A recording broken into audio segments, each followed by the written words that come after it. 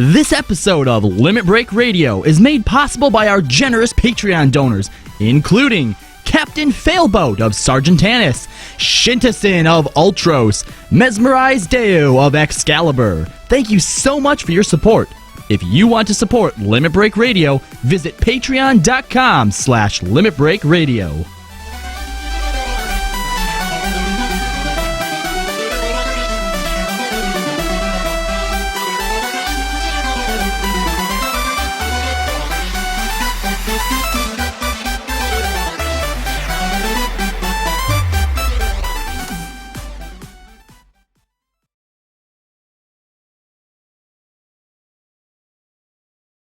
Live from Eorzea.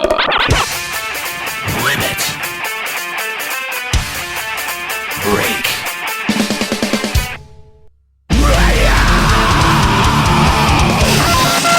with your hosts, Unhero, Ricky Ticky Tabby, bitch! Kahlo. You look like a Deadwood character at a Justin Bieber concert. Juxtaposition. Why are you dressed like a pride parade?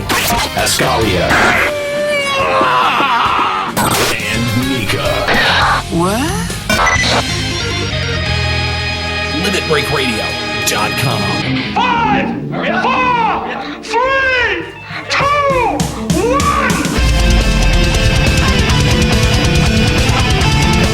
1. Welcome to Limit Break Radio. A radio. Oh, we used Relic last time. I don't think We that, did. I know. It's so applicable now. I know it is. It's all Nika's fault. Nika. Sorry. I say we are re-womanized. Look at this table of chicks. Look at this. Oh. All beautiful women. A radio That's racist? That's not an R word. Re-womanized. We have all become women. That's not an R. That's not a real word. It is with someone who has been a woman, then went back to A radio real word. We need a real A word. radio retarded, because that's Nika. All right, I like that Pretty one. sure we've been down that road Yeah. before. It's applicable. Yeah, well. Re-applicable. Thanks for joining us, of course, for episode number 46 Reawoken. Isn't that it? of Limit Break Radio. Just stop. Yeah, we're past it now. We're past it now. Okay. It's ruined. Thanks. A radio ruined. The radio ruined. I There. think we've used that one too. Shut up, Ascalia. Yeah.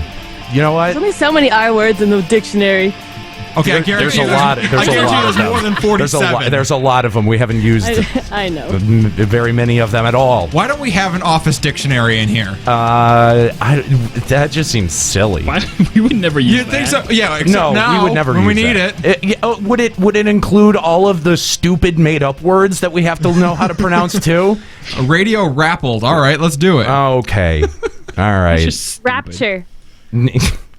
Welcome to the show. Thank you guys for joining us here live on twitch.tv/Limit Break Radio. If you're listening on the podcast and you want to get in on this fun live, make sure that you tune in on Sundays to twitch.tv/Limit Break Radio, where we do the show live each and every single Sunday. This week, you're going to be treated to a double dose because after we wrap up LBR here at about 5 o'clock, over at 6 on twitch.tv/Final Encountercast, we'll be going live with our next episode of Final Encountercast. So join us over there for that. That's live here today on Sunday. And again, if you're listening on the podcast, man, Sunday is the day to be here. Make sure that you're checking our website over at limitbreakradio.com for all of our scheduling announcements. And be here live, and you too can be a part of the show. Now, how can you do that? Well, you can do that by giving us a call on Skype, by sending us a Skype message at Limit Break Radio, or calling 810-515-8715, which we'll ask you to do today. We talked about a litany of stuff last week. Our show was so crammed last week that we barely had time for emails. We barely had time to get callers in. So we want to get a lot of your reactions to a lot of the things that were announced with the live letter 26. And of course, that's, the rate adjustments, that's the diadem adjustments, Yoshi P's thoughts on the relic and anima moving forward. Some of the rumors of what they're trying to add going forward. Yeah, if you want to talk about any of that, send us a Skype message to the Skype account Limit Break Radio, or give us a call 810-515-8715. We do have plenty of your emails to read through today. And also we're going to be revisiting some limit breaking music. It's a segment that we haven't done in a little while, and some of those rock stars that put out some really awesome stuff recently. Oh yeah, that's the thing, is that when we a bunch of episodes back, the last time that we had done a limit breaking music, we had put the call out and said, hey, there's all this great Heavensward music to use. Well, they've used some of that, so that's we're going to be looking at some of that today. So super exciting. But first, of course, as always, we do have some Final Fantasy XIV news to check out. This is a Limit Breaking News Update.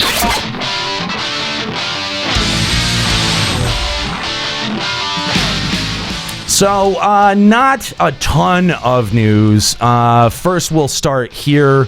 Hi guys, listening to this show while taking a long, relaxing poop. # no squeezing required. Thank you, Thor.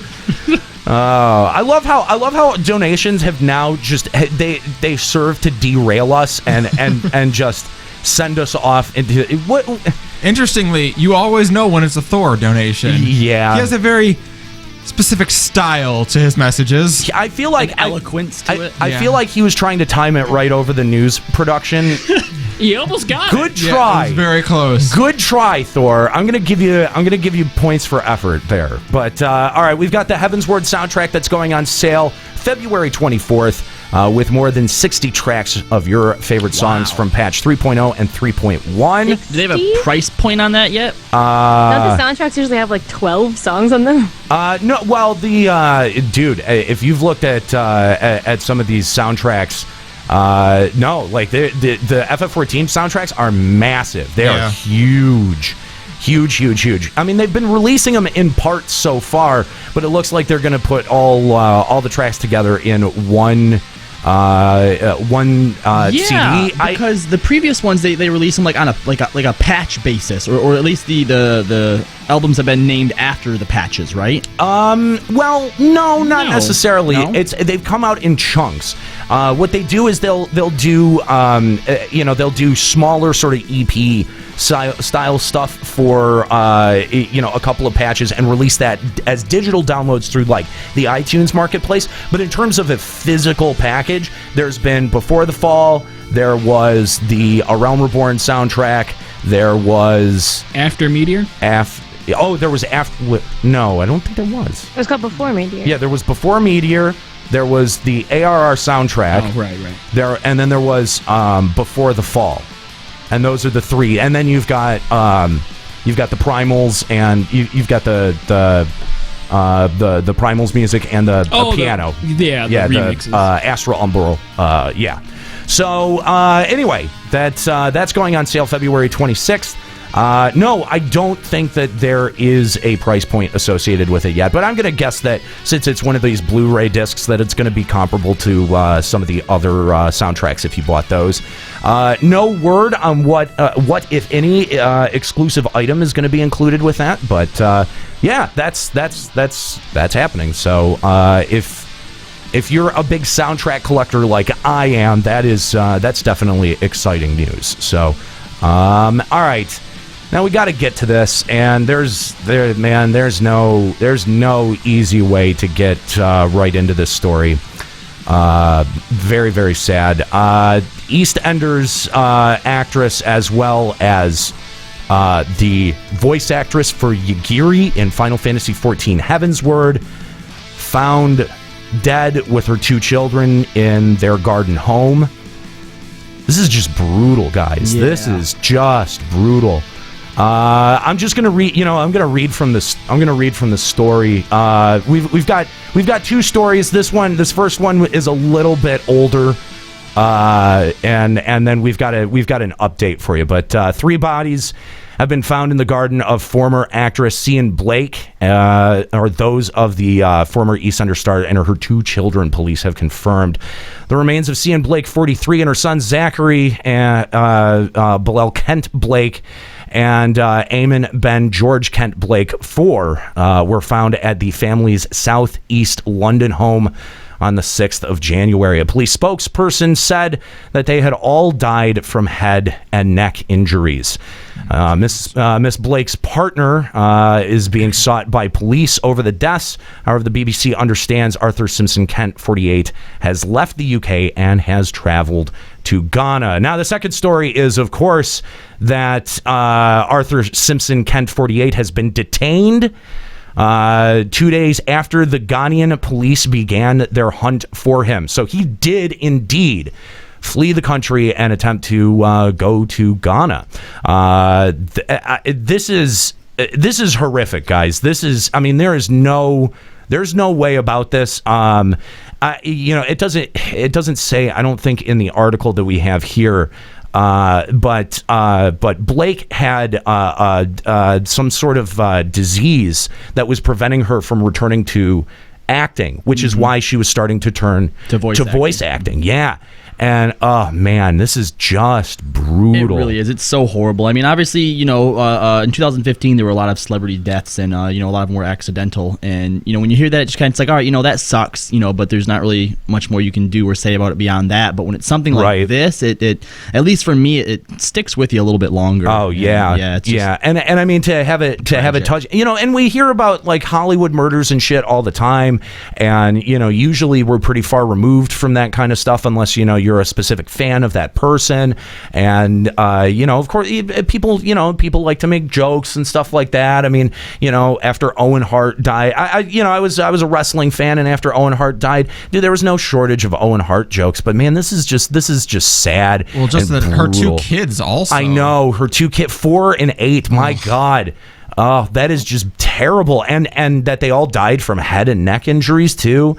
And it also says here that there was significant attempts to cover up the bodies. Like they made whoever. I mean, I'm gonna just assume that it's this guy Arthur, but in the interest of not hanging the guy before he's found guilty, but whoever did this made significant attempts to hide these bodies. And it's pretty, dude. It's pretty damning when you're fleeing the country. When you're and that's the weird part, is that he was the one that reported him missing.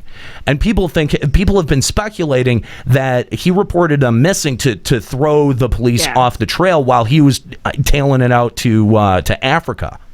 Yeah, fucked up, man. What a terrible guy. I just can't, if you're gonna, I don't know, why report them missing if you're just gonna flee? I know, right? That kind of puts you more under the microscope. Oh, guy who has pending, missing persons case with him. Yeah, you would think, man. You would think that. I don't know. Oh man, yeah. Significant attempts had been made to conceal the bodies, police said.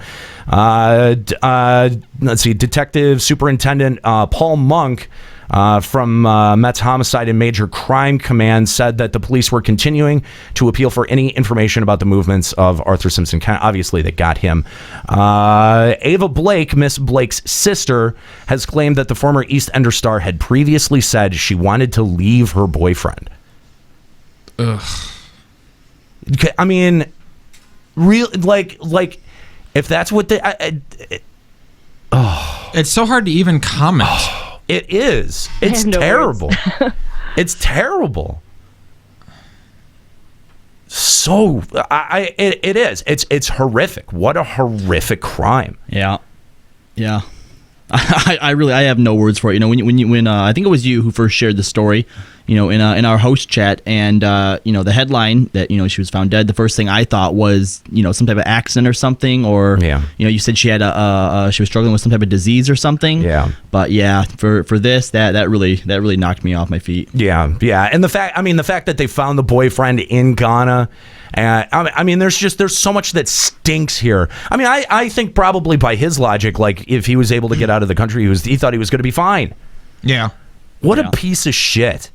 What an absolute piece of shit. Let's see. This is on the article on Arthur's arrest. BBC correspondent Alistair Latehead, who was in Ghana, said Mr. Simpson Kent was arrested in a coastal area popular with tourists and had been cutting a coconut when armed police surrounded him. Around 10 police officers went down to the beach where he was spotted hiding among some rocks, and police, who were all armed, called him out. What a fuck! Cutting a coconut? He was living off the grid, guys. This guy. This was like the saddest attempt to go to try to like hide himself. Like, what did you think, dude? What did you think? That you were just gonna like get out of the country and just start what? I don't know, living off the land. Yeah, living on Gilligan's Island. It like what the fuck, man? What is this shit? That's ridiculous. 10 armed police officers went down to the beach. He was hiding among rocks. Is that? I mean, come on now. Like that's not where you see yourself. Like that's never how you see it going down. Like it's not the end game. Yeah. He gave himself up, and they found that he had a knife on him, but he didn't use it in any threatening way. He was taken to a nearby village where police thanked the people who had informed them that he was in the area. Good that they got him. I'm glad that they got him so quickly too. That's usually not, especially if he gets out of the country. That's usually not a thing that gets resolved exactly. quickly. Yeah. Mr. Simpson Kent had been spotted by a fisherman swimming in the remote cove, but it was a cafe owner who raised the alarm after recognizing the image circulating of him on social media. Be curious to see how long this lasts, like in their court system. I'd be curious how quickly this is resolved. Right. Yeah, and keep in mind, dude, Sian and her kids, she'd been missing since the 13th of December. Wow. Mm-hmm. Yeah, that's right. It had been a while. Yep. I mean, I have to wonder, is anyone ever going to look into how the police handled this investigation? Because if it takes from the 13th of December to the 8th of January for you to be able to like look at the home for the first time, come on, man. I mean, they did say they go on to great lengths to cover up the bodies. They may have been buried for all we know. That's the way that it sounded like. I thought it sounded like they were buried in the garden. Yeah, that's what it sounded like. But... Yeah, but you don't look like you don't think like.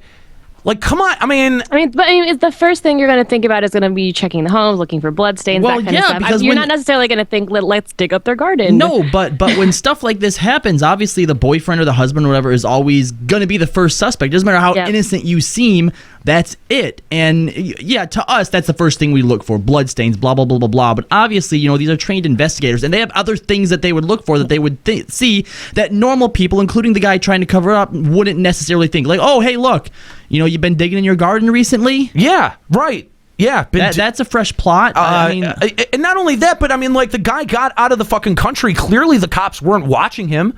Not as closely as they should have been. Yeah, if he was able to get to fucking Ghana. I mean, come on, man.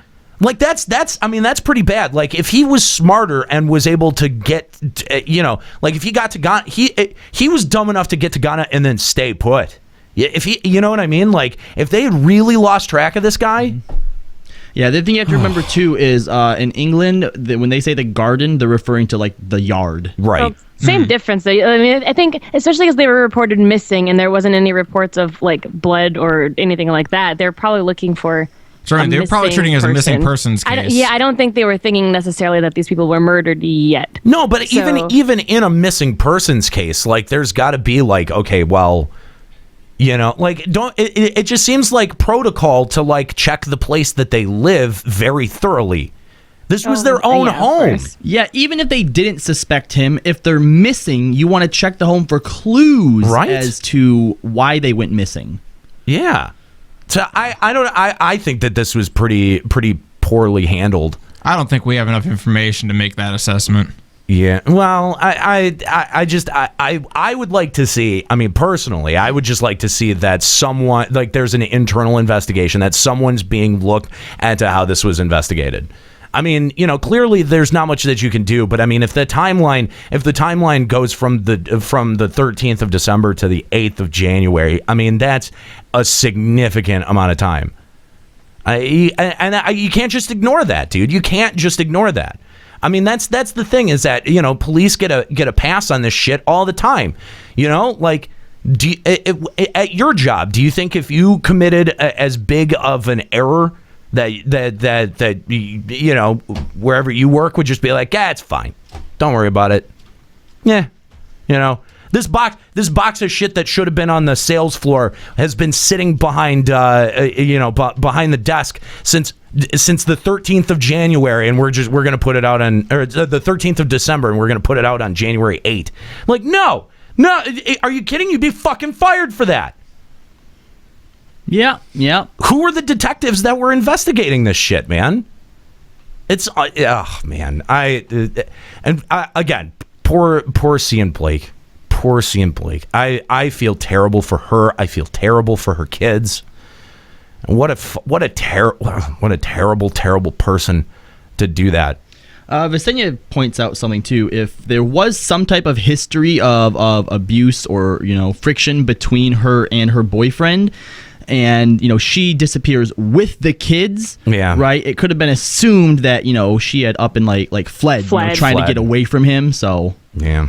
Who knows? But yeah, still no matter what way you cut it, it's fucked up. It's awful. And well, and Thor says, don't forget, this is the British police. There are about 4 officers in the whole country.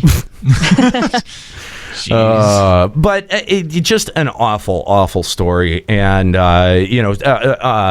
remembrances, vigils have been held across a bunch of servers for Sian. I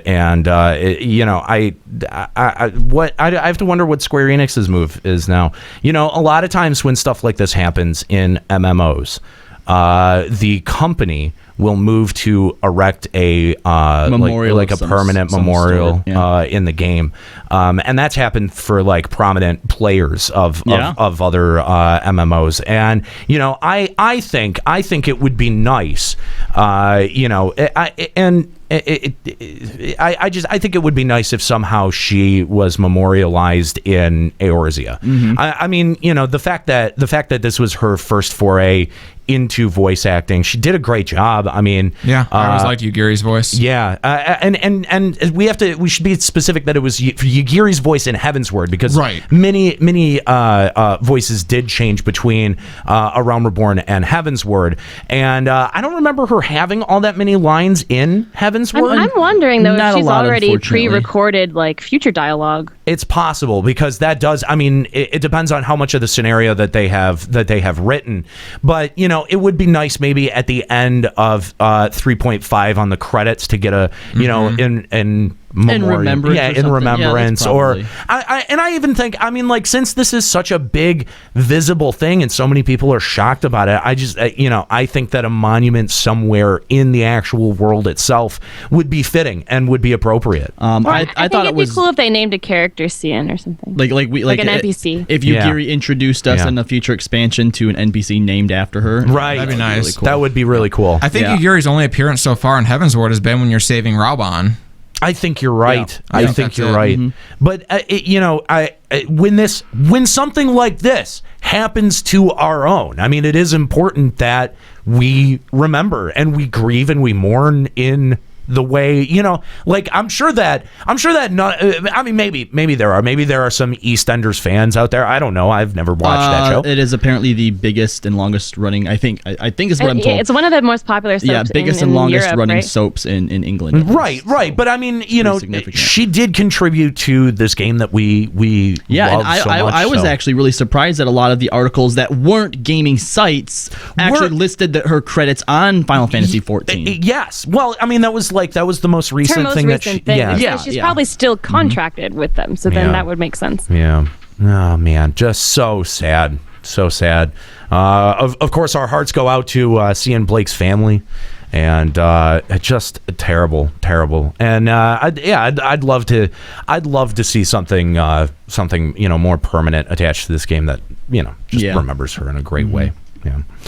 All right. So there was no easy way. There was no easy way to get in or out of that story. But I think we should probably have a palate cleanser. You know, some way to get all of the gloomies out. Right. a bit of a bummer, but you know what? That's okay. We can regroup and we can still march on and have a good show. If you'd like to call in and let us know, you know, what you think of that story or anything else that we talked about last week, give us a Skype message. That's Limit Break Radio on Skype, or 810-515-8715. You know, please let us know what your character name and your server is, so that we can we can get you on the air and all identified. But let's first check out Limit Breaking Music. This is a segment that we started a couple months ago, maybe, almost a year ago. Maybe it's been a while. I mean, we've been doing this bit for a while now, where we just kind of pull the show over. You know, it's a light news week. There's not much that people are talking about. I mean, when your biggest news is that official news is that you've got a soundtrack coming out, then it's kind of a light news week. So we've got a couple of songs. We like to showcase some of the talents here in the Final Fantasy XIV community. And so from time to time, we like to just share those with you. And so we've done this a couple of times before. Some of the artists you'll recognize because we featured them in this segment before. Some of them might be new to you as well. So we hope that you might get exposed to something new here. But that's not the only bit that we do. We've got other bits that you can get in on as well. FMFFLs, which stand for Fuck My Final Fantasy Life. If you want to share a story of epic fail, make sure that you tweet it and tag it hashtag FMFFL, or you can send that in via email to hosts@limitbreakradio.com. We've also got Fapping the Realm and a couple of other bits that we do, but this is I think this has been one of our most requested bits. Like, a lot of people really like when we do limit breaking music. So we're going to start off here. This is a guy that we know very well. We've featured his music, if not once, twice before. I think at least twice. He may have made it onto almost every single limit breaking music that we've done, but for good reason. It's Benjamin Anthony James. Now, I think this guy right behind Husky by the Geek probably does the most work for Final Fantasy XIV. I mean, he does a lot of remixing and cover work. He most recently did an Oblivion cover that has his own vocals instead of the vocals from the song, which are amazing. He was the first to do a Thornton remix, and he also did a Zenith remix. So he's been a very, very, very busy remixer. So he just released this 10 days ago. This is his version of Ravana.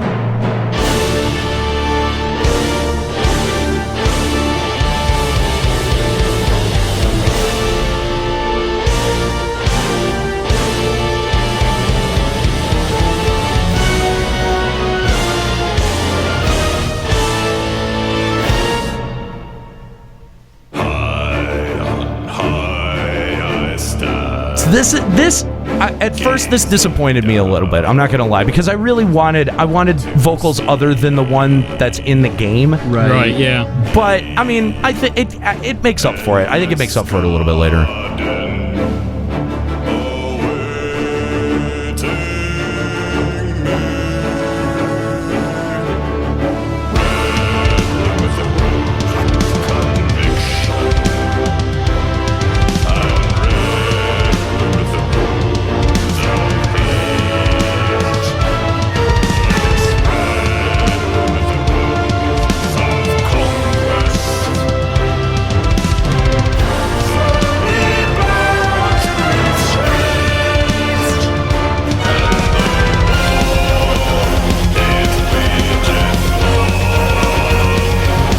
Now I'm getting into it. Yeah. I mean, a little while. The drums are cool. Yeah, it does. It takes a second, but there's a pretty good build in there. I think the biggest thing that I look for in these remixes is obviously you have to retain something about about the song's originality, right? But then also I want them to do something new with it. And right here, this is it. This is cool. This version would have made wiping on that fight 40 times worth it.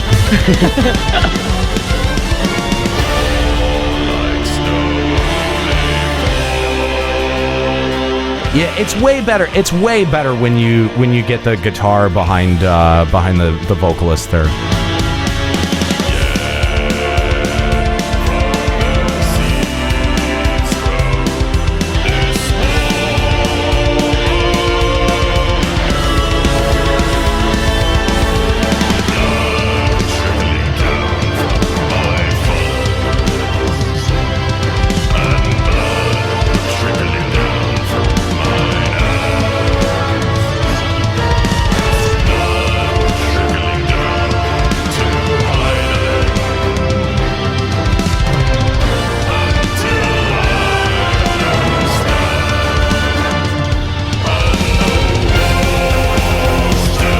He's done, like I said, he's done more with other songs. Mm-hmm. I think all he did here was really add some guitar and some rock drums. Yeah, I feel like the rock and the drums are like way too fast for the song. You think? The words. I feel like for this to be perfect, he would have had to revoice it. Yeah, I agree. That's why I wanted him to. Yeah, I did want him to voice it. What I liked about it is I do like the drums and I do like the rock. And between the two lyrics there, like between, I guess, the two choruses or whatever, when it was just the rock and drums, that sounded really cool. Yeah. If he would have put less of those over the actual song, because someone mentioned that it doesn't really mesh with it a whole lot, and it kind of takes away the feeling of dancing with Ravana. Yeah. And just use that as like sort of like an interlude in between there, that might have been a lot better. Yeah.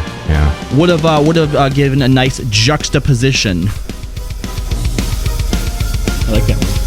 I mean, even the artist in this comment says it's not his favorite that he's done, and it's not his level of standard. But it's a very unique song. No. Here's what I have to give him credit for. He's the only one that's even attempted it. Yes, that was my thing. Like this is such a unique song, especially even just from FF14 overall. Yeah. For him to try and tackle this, still gets an A for effort. a little waltzy part here is cool.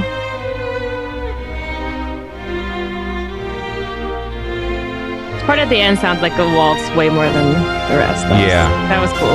Yeah. It's interesting. Definitely an interesting remix. By the way, again, if you just joined us, that's music there from Benjamin Anthony James. It's his Ravana rock remix. You can check that out at his SoundCloud page, soundcloud.com/Ben773. Or you can also check that out at his YouTube page, youtube.com/deadstar666777.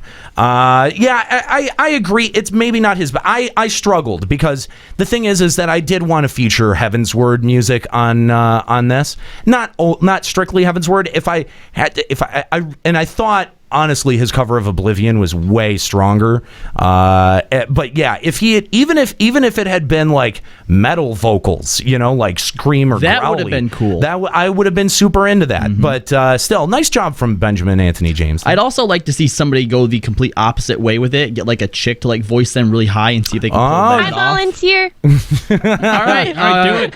Confirmed here. But I Nika's need going. someone to do the music. Nika is going to do a Ravana remix for us. So. If someone will or help produce the music, I will totally do it.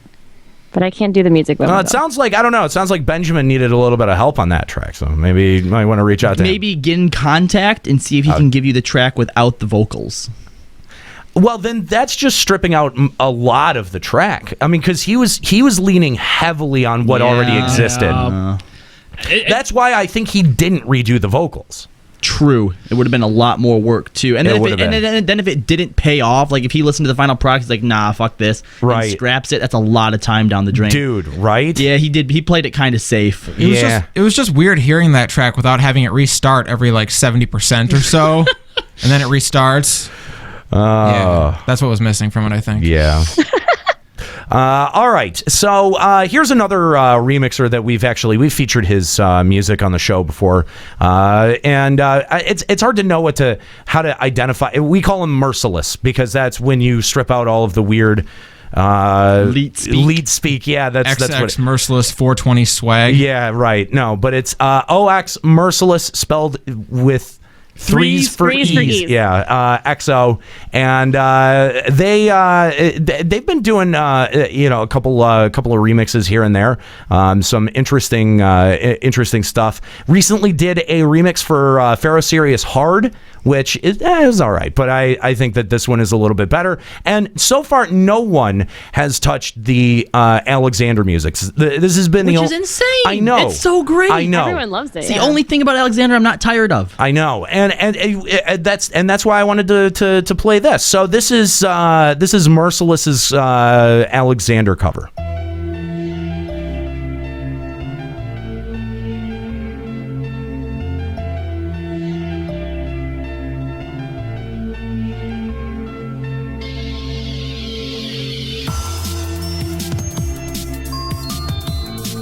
The key sounds different. It's not like it didn't immediately register as the same theme to me. I'm starting to hear it though. It's building to it. Yeah, it's there. Trust me, it's there. It's there. Yeah.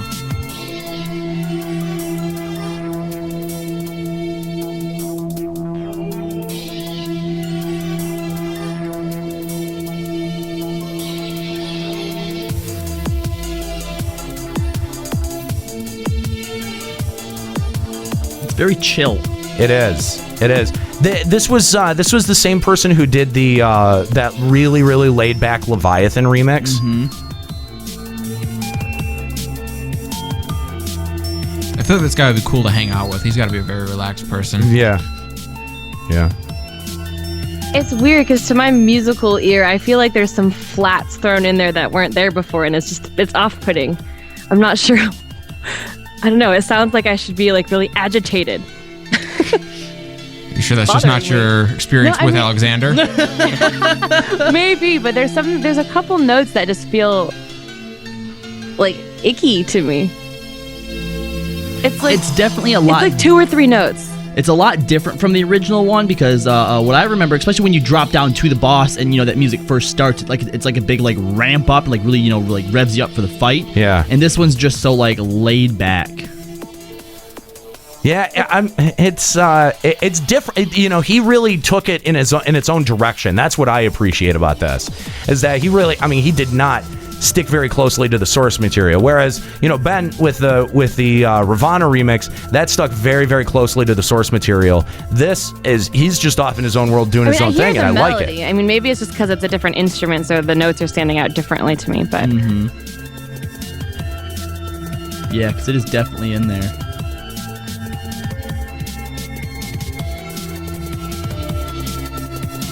I feel like because this is so chilled and relaxed, he should have called this Alexander Boss theme easy mode. Story mode.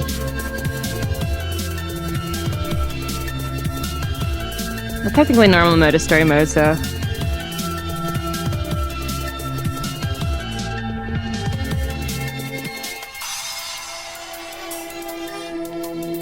And I think we said this last time too. It would be nice. I'd like more change-ups too. Yes. It needs to feel like it's telling you a story. Yeah, that there's some movement there. Well, that's the problem with the Alexander Boss theme in general, though. And let me tell you, I don't think that at all. No, see, I didn't realize that until when I drove to Michigan for winter break. I put all of the Alexander themes on a CD, the Ravana theme, the Thornton theme, and the Void Ark theme on a CD, and it played them for like 10 minutes each. And let me tell you, they're really not as good when you listen to them on loop without battle sounds in front of them. Like, they don't really go anywhere. Anything that you listen to on loop for 10 minutes isn't going to seem like it's going anywhere because you're listening to the same thing for 10 minutes, No, I know. Nika. Void Arks does. Void Arks goes somewhere, Thornton's goes somewhere. But when I was listening to this Alexander theme, I was like, it's really just the same couple measures over and over again. Well, they've done haven't they done that before too with friggin' Snowcloak? Snowcloak is 3 notes over and over. Remember at FanFest when they kept playing the Snowcloak theme and we're like, okay, we get it. I think she makes a good point too about how much the battle music or the battle sound effects contribute to these songs. When you hear these songs without the battle music and what you're used to hearing with it, they do sound weird. Yeah, they do. They absolutely do. I like it though. I mean, it's an interesting take on that theme, and good job, Merciless. Not everyone is gonna love every theme. That I don't know. I'm 0 for 2 on both of these, Nero. Really? Yeah. I mean, they're good. And what you said about that second one especially, and it's what I said, during the first one, is I like to see people take something and change it up. So, now a lot of people don't seem to really be happy with these, but just looking at them for what they are and what the artist did, they did still do a good job. Yeah. But at the same time, it is also hard to top a lot of the music that we get in game. It's true. It's true. Music. Well, and not only that, but I mean, it's like, oh, dude, we're just gonna play Husky again. I mean, you know what I mean? Right. As much as we'd like to just play Husky all the time, we open the show and close the show with Husky. I mean, come on now. All right, my benchmark for is it a good song is would I go out and go home and listen to this again? And I wouldn't for both of these. So, I mean, Nero? You lose. Oh. To be fair, Juxta, would you just go home and listen to just the Ravana theme or just the Alexander theme? Yeah. I mean, I go on YouTube and I find the soundtracks and I just play those. Do you have any idea how many times we've drove here or drove home and he's singing along to the Moogle Mog song? Oh my God. Yeah, but the Moogle Mog song is incredible. Jesus. But that's what I'm saying. He actually does have game remix music and stuff like that we listen to. A lot of times he has the Shoutcast on repeat because those are some great songs. You know what? There. You know what? The Shoutcast is legit awesome though. By the way, if you're not up on the Shoutcast, then you might not have stopped by our live stream when we're just sort of streaming games. We have a Shoutcast server that is now publicly available. You can find that over at our website at limitbreakradio.com. If you go to the listen portion of the site, there's now a Shoutcast heading, which will take you directly to the server page. Now, I get that it looks a little bit ugly. It's a little bit kind of like, I don't know, under construction, I guess. The thing is that there's not a lot of people who listen to it. So if it ends up being that people do actually like this channel and they do end up listening to it, then you know what? Then I think that we'll actually end up making it a thing. We'll put a little bit of website support behind it. But it's there for you to listen to, and the thing is that you can listen to it at anytime. Doesn't matter, day, night, it's there 24 hours a day. Load it up on your phone, it's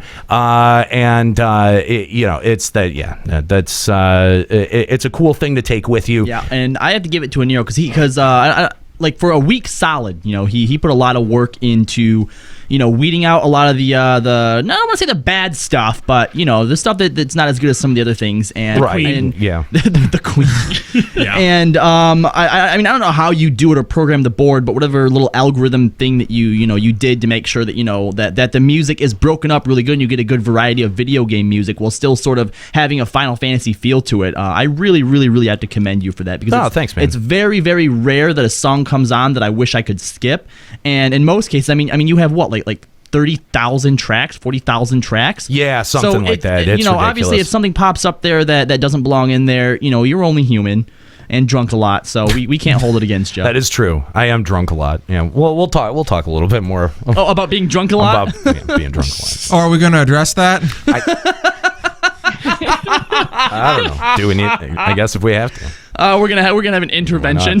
Oh, okay. Is that what's happening? You know what? Yeah. Let's do that a little bit later in the show. Let's actually have an intervention. Okay. Let's see what that looks like when LBR intervenes. Yeah. All right. So here's our next track from a remixer called Ride Hot. Now this is a brand new remixer from Japan. I love his name.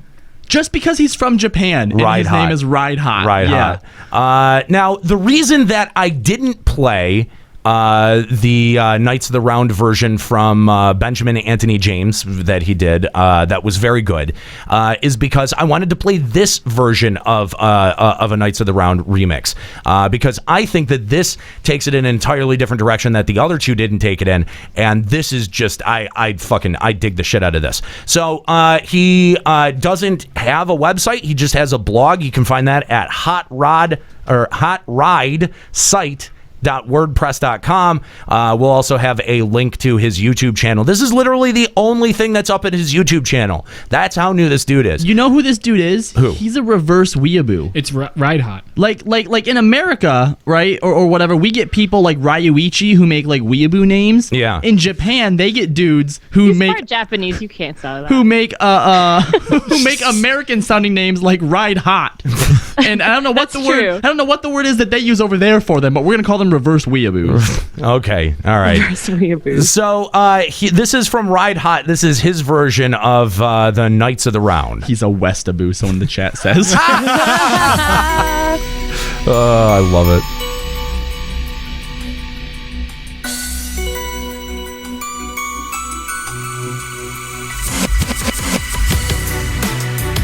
I love the start of it.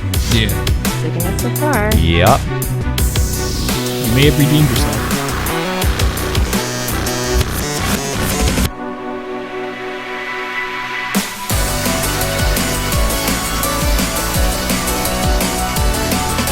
Oh, I just love it. It's like, this gives me chills. I'm sorry, guys. This totally gives me chills right here.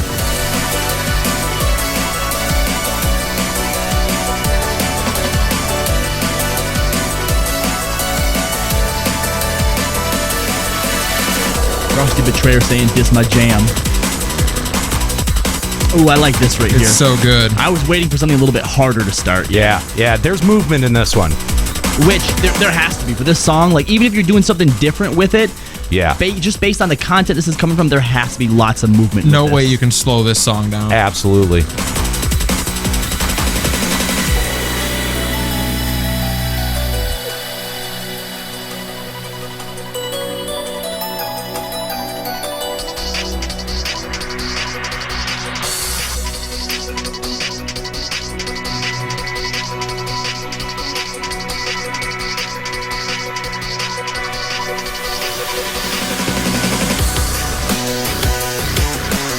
Ooh, It's got a breakdown. Oh, it gets better and better. See, this one's telling a story. I like this. This is so good. Ride Hot, you the shit. You my boy, Ride Hot. You keep riding hot. I'm gonna hit that subscribe button. Done. That you would be subscriber number 5, Nika. Yeah, I see that. There's only 4. That's criminal.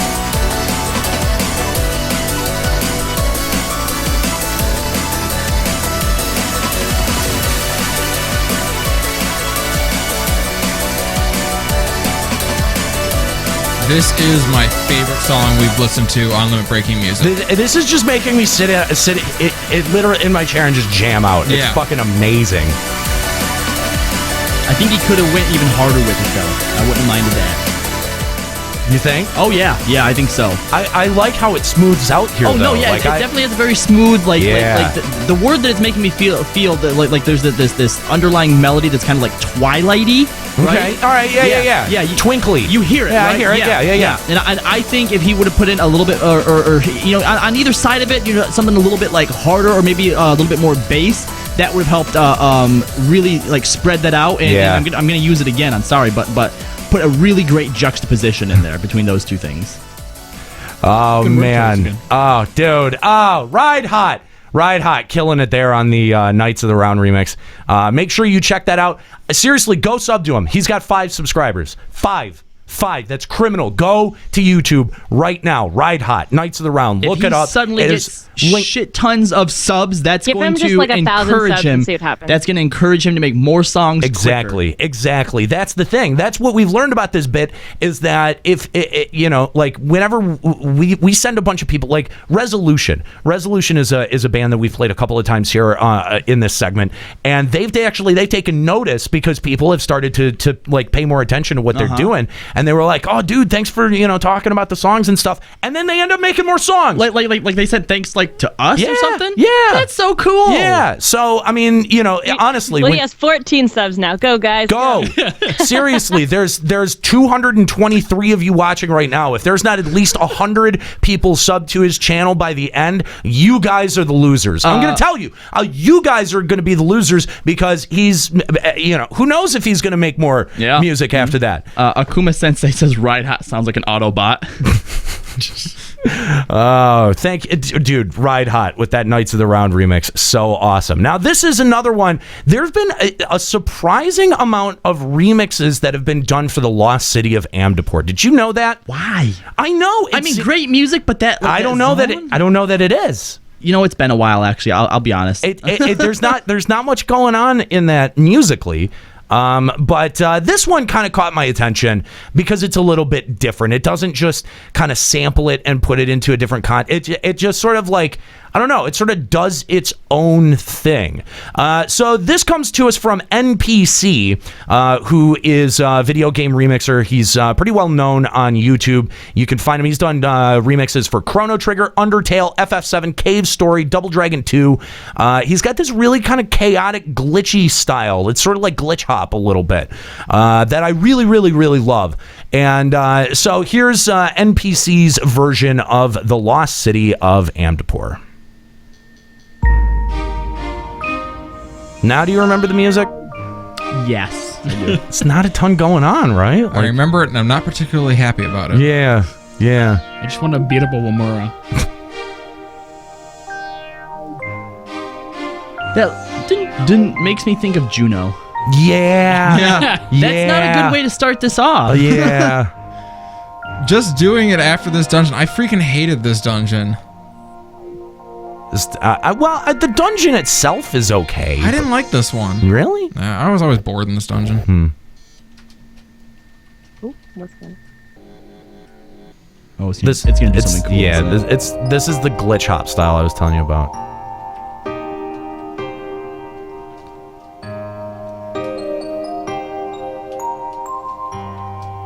This was just one of the dungeons they used for the speedrun challenge at FanFest. Yes. On day 2. Yes, they did. Like, why? Like the first day they did Brave Lock, and then the That second makes day they sense. did this one. Yeah. Like, why this one? You can just start to hear little hints of something there. Ooh. There it goes.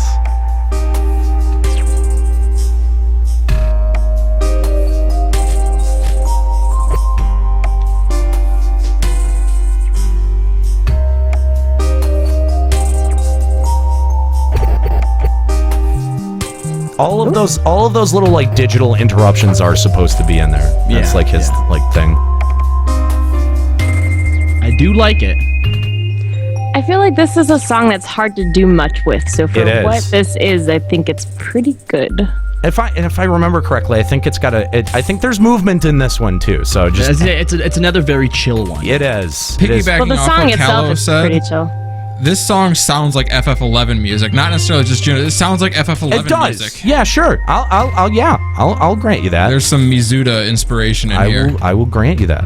And I know that the people watching can't see this, but I love that the video he used is himself soloing this dungeon. Yeah, right. Not very well, also. Well, he's a dragoon. What do you expect? Uh-oh. We can only do so much for healing. Ooh.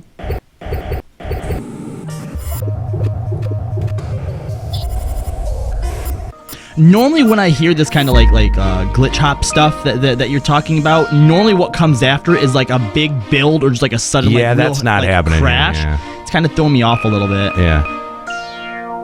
I actually think I would prefer this just as like a medley without all the glitch hop stuff. Although I feel like if something like this was the original music, I mean, think about the lore of this place. I mean, it's an abandoned city. Sure. I mean, it's kind of cool and creepy to think about it as like glitching because you can think about what really happened. That's true. It does go with it in that way. Here it is. Oh, told you.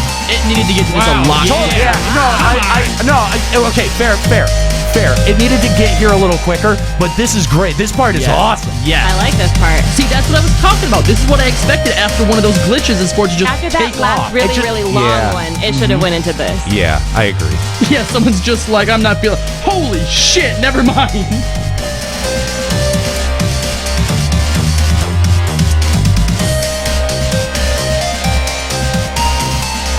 It needed to get here a lot sooner. But this part is so good. I would have tuned out. Yeah, that's because you don't know how to listen to music. That's okay. Skip ahead.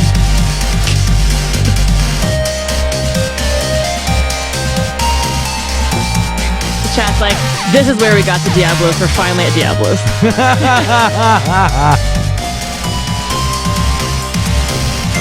Like, even if he takes as long to get there, I feel like the build-up should have been creating more anticipation. Yeah, no, It should have told me that to wait and just like wait for it. That's what I was trying to prepare you for. Is that there's literally no build. It's an abrupt. It's like somebody flipped the switch, and that's a little bit more indicative of that sort of glitch hop style where it just has a switch flick, as opposed to like EDM has a big build. And I do like that kind of stuff. If you remember the Blackwing Metamorphosis, yeah, like that has a big flip in it too, but it's closer to the beginning. If you're not someone who's into the slower kind of stuff at the beginning but might enjoy this, you're going to miss out on it because you probably skip over the song before you get there, which is a big shame because this is pretty fucking cool. I think this song is one that would suffer from, if you didn't play FF14 and had never heard the original of this song, I don't think you'd like it at all. Yeah. Because you would never make it to that point. Yeah. Maybe not. Whereas like the Thornton music, you would just hear that even if you'd never touched FF14, you'd be like, this is fucking badass. Yeah, okay. I'll give you that. That ending was interesting. The ending was very interesting. It stopped for like a good 5 seconds and then came like back. A few seconds and then stopped again. Yeah. I think his talent is great, but his presentation could have been better. I feel like he was trying to get a story there. Like, there's like the... Yeah. He had the slow part. Then it's almost like you hit a dream sequence and then you're through this like crazy EDM stuff and then all of a sudden you flip back to reality and it's slow again. I just feel like it wasn't necessarily executed exactly, With the video that he had, I kind of feel like he shot the video first and made the music around the video. Because it was everything like with that sudden switch flip was timed to when he decided to just go whole ham on that Funguar that he was fighting. Nah, I don't know. It seemed like that to me. Anyway, it was a good addition, though. Yes, definitely. Make sure you check that out. NPC, and again, it just like kind of off the beaten path. It's so easy. It's so easy to go. Oh, what's the latest thing that Husky's done? What's the latest thing that Benjamin Anthony James has done? A lot of the music that you picked for us today isn't the usual kind of stuff that we feature on Limit Breaking Music. We usually go for like the big rocky, like hardcore jams and stuff. Oh, just strap in. We're just not there yet. We're just getting started. We got one good rocky one, and then we've got one that'll kind of smooth it out. What? Where's your drops today, man? Yeah, dude. You've used one drop, and it was on point, but we're doing music. Seriously. In between? Come on. Boo. Come on. There has to be a good setup for a drop. Boo. Got on some slack here. All right. You want to get over here and try drops? I told you before that I would do drops. I was like, no, that's my thing. Yeah, you do get a little defensive about it. You know what?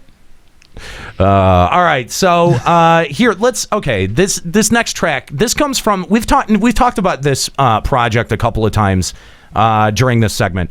I found a couple of tracks from this album called Life of Eorzea, or Life in Eorzea, or something like that, and could not find the entire album, could not find any additional stuff out about the album, and finally I did. And so the album is called Life of Eorzea. It can be found at zephyr-cradle.info. We'll have a link to it. You can download it there. But this is pretty awesome, guys. There's 15 tracks in all. We've featured a bunch of them before on here, and I think in previous segments we've actually attributed some of the songs to a band called Hometown Domina, which is not actually a thing. That's actually the name of their FC on Garuda, who put this out.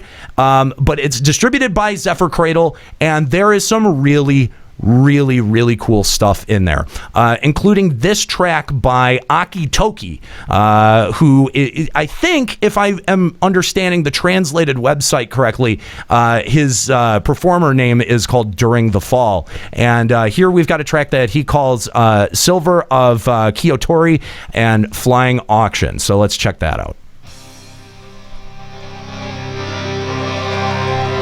And this is a remix of what one? I kind of want to see if you guys can tell me what it is. All right.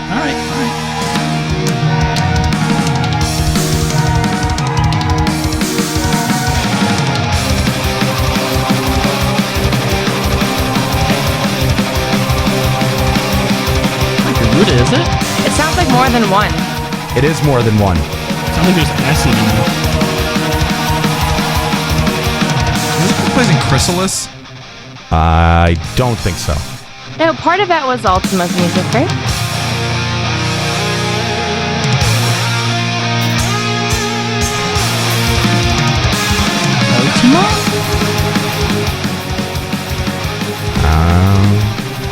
I know what the website tells me it is, and I know that this is from 14. Those are the only two things I know. What does the website say? Have we got it right yet?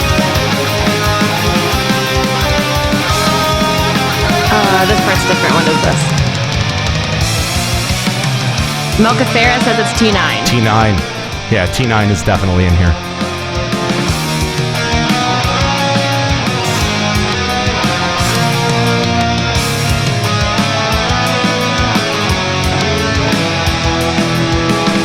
Okay, now we're at the chat saying it's part of Gaia's system.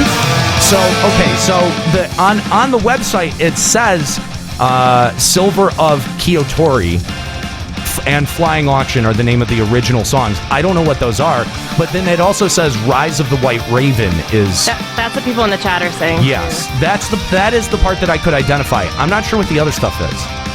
Not 100%.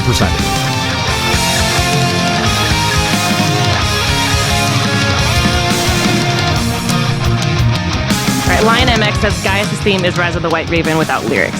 Okay.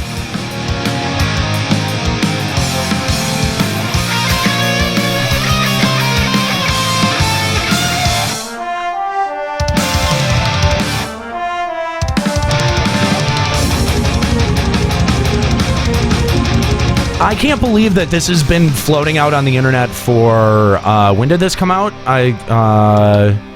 At least a couple of years ago, and I'd never heard it until this fucking weekend. Like, that's crazy to me. That's absolutely crazy to me. Yeah, it came out in 2015. So.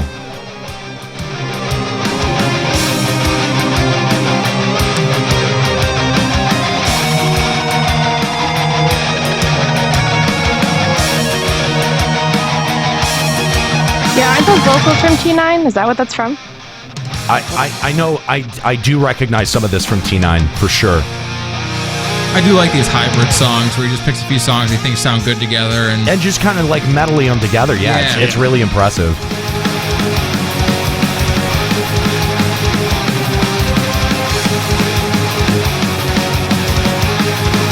But you gotta have a special ear for music to have any idea what would go well together, too. Yeah, well, I mean, and Husky did that medley. That was, oh my god, it's just fucking incredible.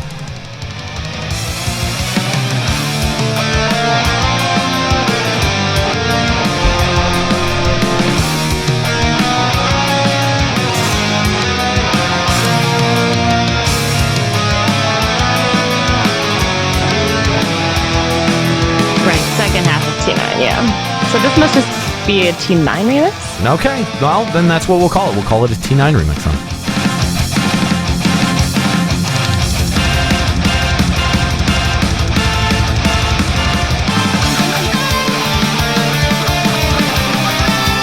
Oh, dude, and he's just going ham on that guitar.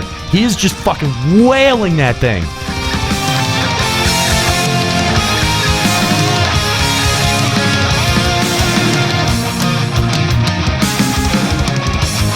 Yeah, I like that bit there, because that bit like kind of speaks to me as the moment where you're all in the party and you're like, all right, guys, let's do this. Yeah.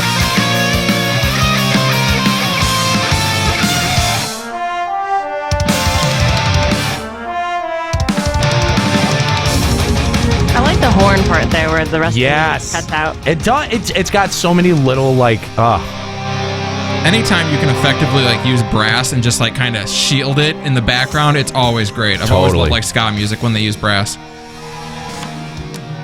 So there you go, a T9 remix. That's from the Zephyr Cradle website. We'll have a link to that at our website, limitbreakradio.com. Also, you can check our chat room right now if you're listening live. Kooky has been so diligent and wonderful to put all of the links to all of the songs into the chat room for you. I highly recommend that you check out that Life of Eorzea disc. All 15 tracks are solid. Like I said, we've played a bunch of them before, but there's some that we haven't played that are great, like track 6 here, Grimoires Aloft. Let's see, The Korthus Night Parade too. A lot. There's some just really cool title names. There's some really cool stuff that's going on in there. So make sure you check that out. Okay, and our final song here for Limit Breaking Music is actually a song that I found because I was poking around on Zephyr Cradle. Zephyr Cradle has a bunch of different video game remix music on there. I'm kind of not sure what it is or how it really came about, or I mean, I've just kind of been poking around on translated web pages and then finding really cool music. But there's an album in there called Chronostalgia, and I have no idea if that's the name of the artist or if that's the name of the album, but it has remixes on it there from Final Fantasies 8, 6, 10, as well as Secret of Mana and Saga Frontier. Weirdly, there's nothing in there from Chrono Trigger or Chrono Cross. I don't understand. Even though it's called Chronostalgia. Even though it's called Chronostalgia. But it's got a great Blue Fields from FF8. The FF10 is a Spira that's really, really good. But it also had this version of the Fate music that we kind of use this as we use Husky's version of this as the outro for the show. But I thought their take on it was just as cool and really unique. So the fact that I kind of just stumbled across it, and the fact that what they had done with it was so cool, made me kind of want to use it as the end cap here today. So here is Daijin called Fate of Atma here on Limit Breaking Music.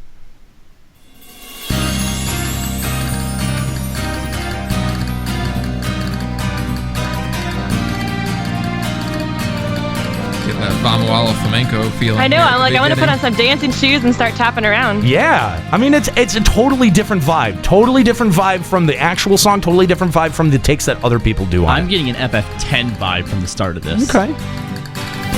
I do hear the Vama though. No, I'm getting more of an FF13 with the violin thing. Oh, come on! I've got a bit of a Chrono Cross vibe with the. Yeah. I got with between the clacker and the violin. I'd say it's all Chrono Cross there. Juxta, what game are you feeling? I'm with a Nero. It's definitely Chrono Cross. Damn it! We had 4 different ones, then you have to piggyback onto a Nero. Well, because I'm right. I was gonna say Final Fantasy 6 just to be contrary. That would have been better. See, now, this whole thing feels like how FF13's music builds to me, with the violin and then this kind of. But it never gets to FF13 when it builds like EDM. This is building like rock music. Yeah. Does anyone else feeling kind of awkward because Escalia keeps using the piggyback metaphor with people? Get off our backs. Sorry. You're sorry.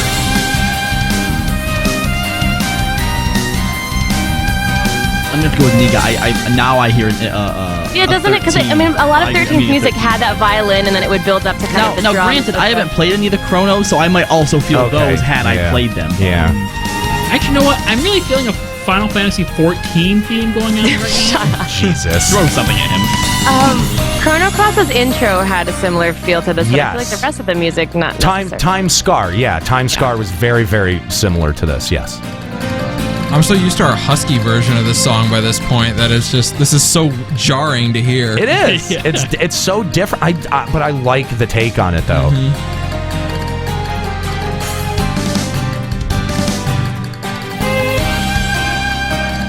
How can you not hear 13 in this? Holy crap. No, it really does. It's very similar to the style of a lot of. I still hear more Cross than 13. But do you hear? I do. I hear Okay, 13. All right. That's all I hear needed. 13. That's all I need. I do hear 13. I'm not denying you that.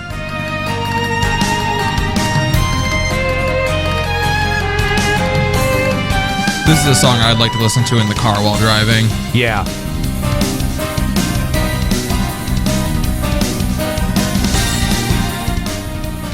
I all around, I think that this is just a really good cover. Yeah, it is. It's great. Yeah. Maybe the album is called Chronostalgia because they want to make all the songs sound like Chrono. Like they come from Chrono. Oh, maybe. Oh, Or that would be because interesting.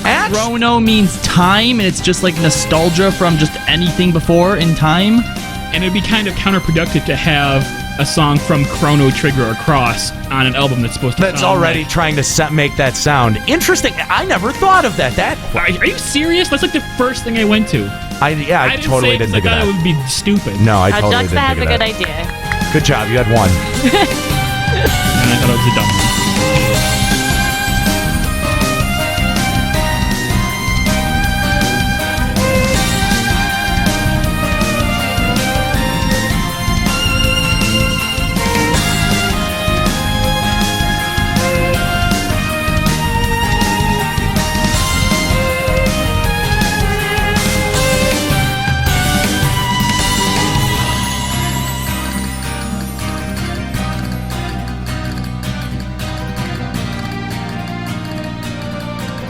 So there you go. From Daijin, from the album called Chronostalgia from Zephyr Cradle. I'd give it a gold rating. Yeah?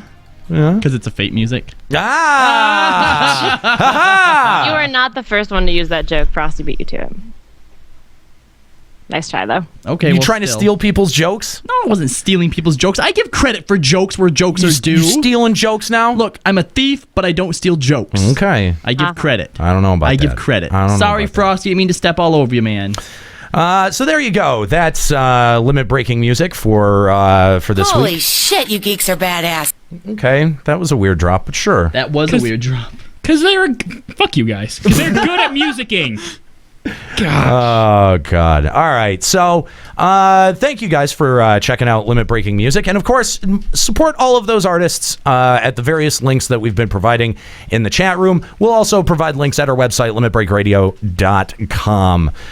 So, if you'd like to give us a call, give us a Skype message, Limit Break Radio on Skype, or 810-515-8715. We talked a lot about last week about Live Letter 26 and some of the big tectonic changes that are going to be happening in 14. And, I don't think that people quite appreciate just how big this shift is going to be once we get to 3.2. Yeah. There's a lot that's changing. Yeah, I mean, the Lords of Verminion stuff. Did you see the trailer they released for it? Oh, my God. Yes. They released a full-on trailer for it. I know. But you know what? In their defense, they're trying to get people who would be interested in something like that there. Because they know that their player base isn't interested. They're not trying to... They're not... That trailer was not for us. Here's the thing, though. That trailer, if I knew nothing else about Lords of Verminion, or what I already know if I wasn't already in the game... Yeah. That trailer actually made me kind of want to try Lords of Verminion. Almost. Good job, Square Enix. Almost. Get the fuck out. You Almost. leave. Get the fuck out of here. No. Get out. No. What the fuck? It kind of made you want to do Lords of Verminion. But I don't because I know it's shit. But I'm just saying the trailer by itself. You should leave. You should leave with shame. Kahlo should leave, and we should get our next caller in who wants to talk about stuff. We haven't even had a first 3.2. caller yet. Yeah. We've had a first caller, maybe not this episode, but we've had a first caller. Oh my God. Our next caller, thank you very much, is Sifa Pirin of Timeberry. What's up, Sifa? How's it going? Hey guys, going well, thank you. Thanks for... it's via Purian, by the way, close. Yeah. Not anywhere close, but that's okay. No. Par for the course. Good job, Juxta.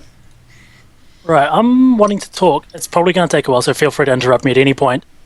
All right, good caller. Thank you for calling in, and we'll see you later. Shut up.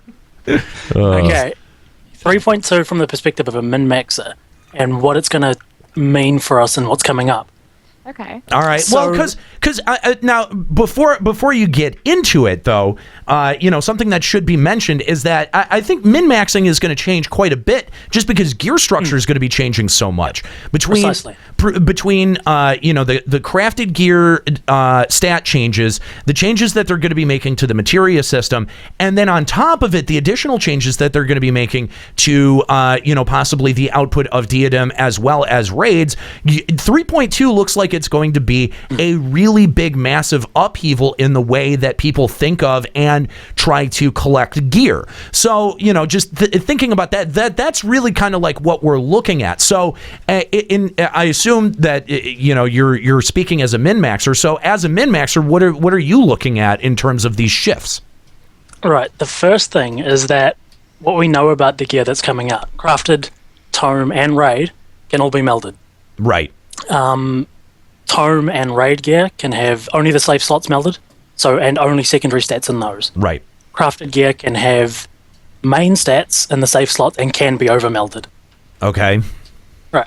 So, regardless, if you are getting a full set of crafted gear from the start, you're going to need 55 or 60 rank 5 materia as soon as you step into 3.2. And that's only for like your main gear. Imagine people who might want, like for example, as a tank, you'll probably want 2 sets of gear, one with Vit on it, one with strength in it. Yep, exactly. I think the best one for tanks will be a combination of gear melded with strength and strength gear melded with Vit, just to get that balance. Yeah. But thinking about it that way, you've got an average maybe 20 spoils per run from Diadem. And it's 48 spoils for a rank 5 materia. And you need 50 to 60 of them. Oh my god. Assuming you never ever fail a meld, you're looking at 130 plus Diadem runs. Oh, You're saying wait, are you saying one person gets 20 per run? If you're lucky. Well, hold on. I walk out of there with like 3 pieces every time I go, so I stop going. Juxta, what's your average takeaway from spoils? Probably like 15. Hang on. Hang on. No, there have been times you've walked away with like 50. When was the last time you did Diadem? It's been a while. Way back when. Weeks ago? Yes. If I would have gotten more than 3 per run, I might have done it more, but fuck that. No, you get way more than 3. No, I walk out of there with 3 pieces every single time I do it, so I stopped. Well, maybe if you were a little bit prettier, then people would take pity on you and tip you a little bit more. Okay. That's how this game works, huh? See, I would be really curious to know from either the chat room or the callers, like what does the Diadem even look like right now? Like I've thought about, like, I kind of want to go do that and take a break. There's still people doing it. Well, there have to be people doing it because we talked last time about gatherers and making a separate system for them. Mm-hmm. Some of the materials that you need to be able to craft the items for the final relic. stage of the relic come out of Diadem and only Diadem. So there've got to be people going in there. It's just I'm curious what that overall population. What, Nick? Actually, speaking to the fact, because I'm sure you're not the only one who's had bad luck and gone in there and just came out with like 3 spoils, right? What do you guys think to Square Enix adding like a bare minimum, like for example, if you queue through Duty Finder or something like that, like just for completing it, you get like 10 spoils. Do you think that should be a thing that they should add? I mean, it sounds good in theory simply because it's so dead, but can you imagine when materia becomes a thing that's going to crash the market? No, not necessarily, because again, it takes 48 just to be able to get 1, and if you go in there and, at the end of it, as long as you complete the duty, you don't leave or whatever, at the end when that little window pops up that tells you, how long you were in there, how many things you killed, chests you got, it also gave you at the end just like, boom, here's 10 spoils. Or maybe even giving you spoils based on how many NMs you've killed. I don't know. I think if you just have it be like a flat 10, that's going to turn into people figuring out what the minimum amount of work they can do to get the 10 spoils is. Well, obviously you're still going to want to do work when you're in there because you're still getting drops that you can then turn in for spoils. But it's sort of like it's like a booby prize. Anyway, I think keep in mind you're also going to be able to like. Spirit Bind and Diadem after 3.2, if I'm not mistaken. Can you not already? Yeah, I thought you can right now. Doesn't it? Don't you? No, you can. Yeah, it's there's an increased Spirit Bond rate in Diadem already. Oh wow, I didn't know it was increased. It is very fast. Yeah. It took maybe 2-3 Diadem runs to make that all 210 gear. Wow. That's not bad, but what do you think? Getting off of the Diadem population, because that was just kind of a random aside. But so min-maxing. Let's get back onto that. Yes. All right. So where I was going from there is that for hardcore progression, you're going to need all these materia on you before you step into raid, because whatever drop you get, you will then need these materia to meld and immediately move on. We know that the raids are going to be relatively easily, so you will be replacing this gear within weeks. How many pieces of gear are we talking about replacing like each week though? On like a high note, like if you're doing really really well, because you're only getting it's 2 drops per boss, right? And you're only doing these bosses once per week, so within your you also raid get the group, token, so then the after so many runs you can get 1 too. True. 4 weeks you're replacing a piece regardless. Okay, so at least 1 piece in per week. Then would you say it's 4 for the accessory and then 6 right now for T2 or A2? Mm-hmm. That aside, for those pieces that you're then obtaining from chests or from tomes, you then have to meld those as well. So that's another 22 or 24 materia if you can meld the weapon. That's a lot of materia. Weapon melding. And they're going to have to be rank 5 because the stat caps are going to be so high that it has to be the plus 15s. Yeah, or else you're just wasting the slot. Like if it's not a rank 5, it's a waste. So absolutely. Yeah, knowing that, materia is, we are like poised on a huge materia surge. Yeah. Do you think that with this big change, because obviously materia is going to be playing a fucking huge role now, do you think that they might think about easing some of the materia shattering percentages? I hope so. I hope that they put in a like a diminishing return on your chance to fail. Yeah, right. So that as you fail more, the chance goes up to succeed. Would be the best That would be nice, but I just feel like with how much I feel like people are going to capitalize on this market opportunity, and so for a while the market's going to be flooded with materia. So, and then I think the price will go down. So I think the chance of failing will be less, bad. Won't have as much weight to it. Everyone is going to want it. I mean, people who don't raid hardcore, in their 6 nights a week, are still going to want to meld their tome gear. That is true. That is very true. And but I don't think that goes so far as to get into the territory of gear lust like we've been talking about. And I don't think that it's going to make people want to invest more long term. That's part of the problem is that everyone knows that they're going to be investing in this gear for a patch, and then it's going to go away, and then it's also hoovered a lot of your gil away too, because you can't, once you've melded that, you don't get that back. Yeah, you don't get that back. You can never recoup your expenses on that. It's just lost gil. So unless this is designed to be a gil vacuum, and I get it that gil doesn't have a whole lot of value, but I mean, look at the way that people are struggling with the crafted anima items right now. You know what I mean? Like, people are struggling to be able to make enough gil to be able to buy that kind of stuff. Yeah, they're still 400k each. Yeah, and you need 4 of them. Yeah, exactly. So I don't think I really do hope that Square Enix puts a lot of time and thought into what they want this to do to the markets, because if all of these different proposed changes happen in one patch, if it all happens in 3.2, if we get this massive shift in the way that gear works and performs, then all of those things happening at once, I think, is going to throw the whole game into chaos. It very well could. And that's, I don't know. That's not necessarily I think if they did it in a slower rollout, that would probably be a little bit smarter.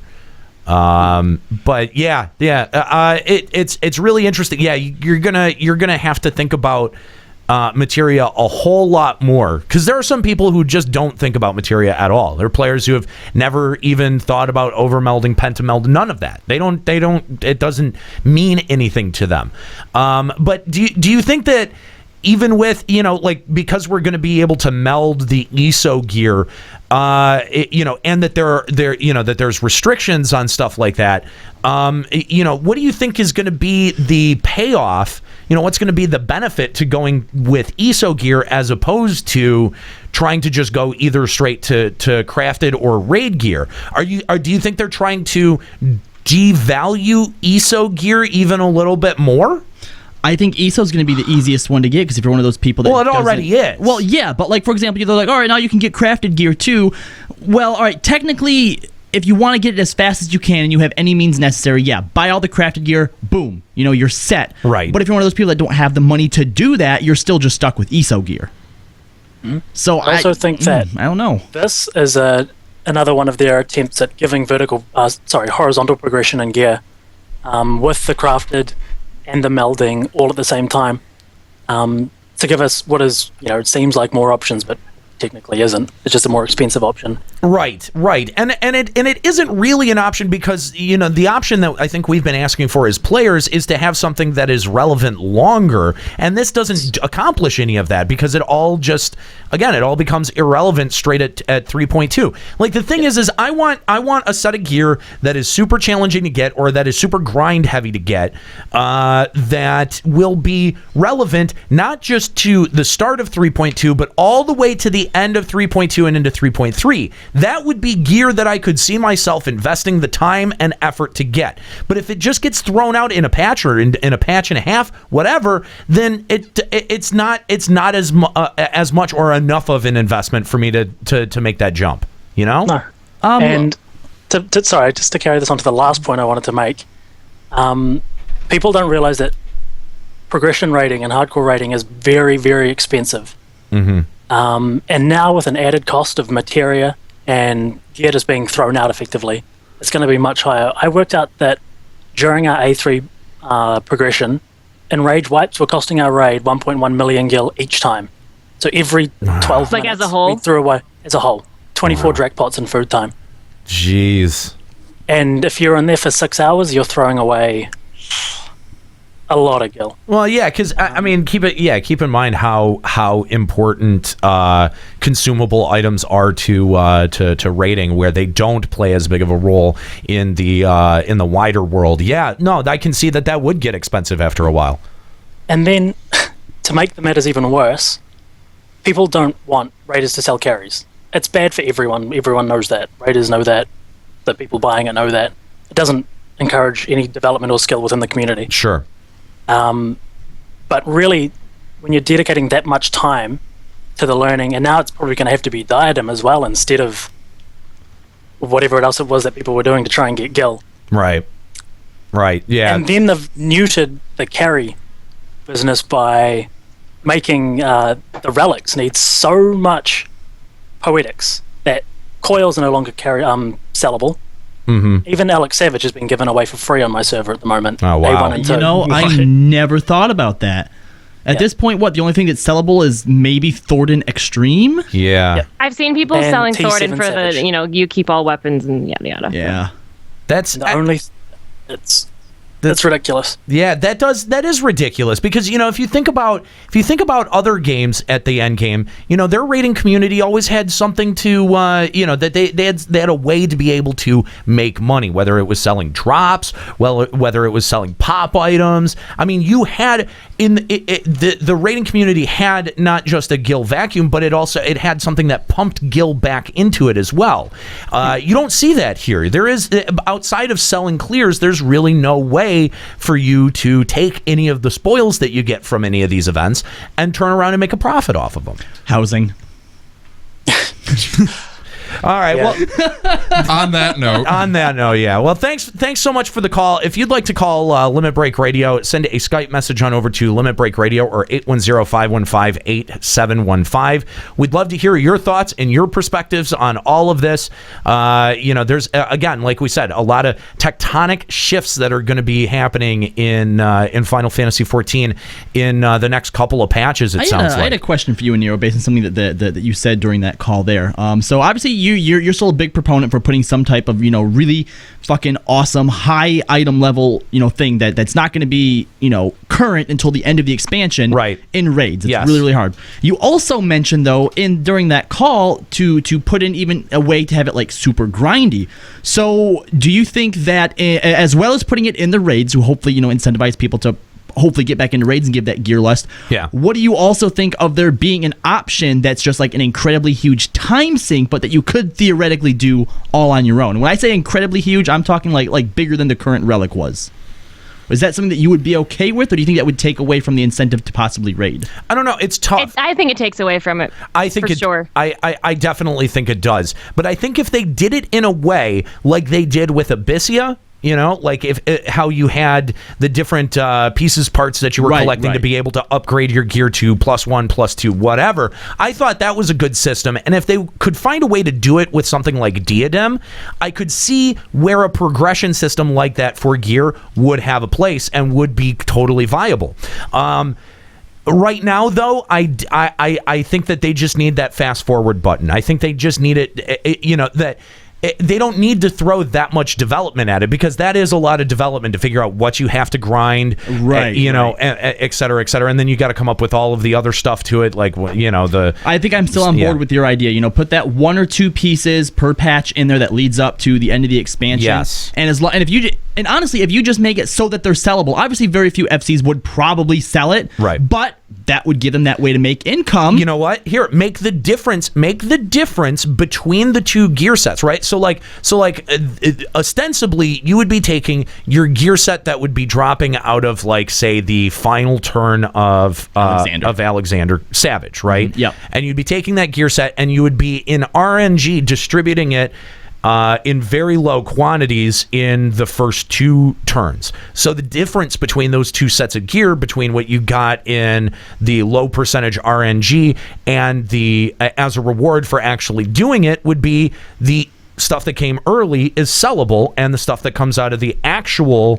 last turn of Alex Savage is not. And what that also does too is gives people who don't raid that grind heavy option. Yes. If you grind out enough gil, yes, you could ostensibly Right. Exactly. And I think that that's fair. And it was those kinds of considerations that were given to 11 that I don't think have ever been given to 14. 11 was brilliant about the way that it structured pop items, that it structured events. There was an input and an output. It was much more balanced. And I feel like the diadem was like Square Enix is like, okay, let's try to move towards that, but like let's see what they do with a blank slate. So I think to me, one of the most encouraging statements out of that whole thing that we read last week was that they're going back and looking at readjusting the diadem and adding more rules, adding more objective based stuff to do in there.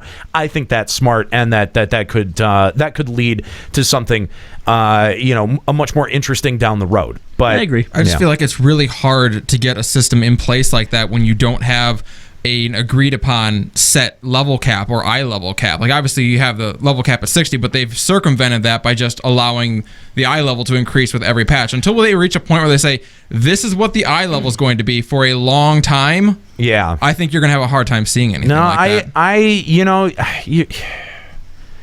I don't know. See, because I think that they could continue to do the slowly increasing eye level if you gave a fast forward button.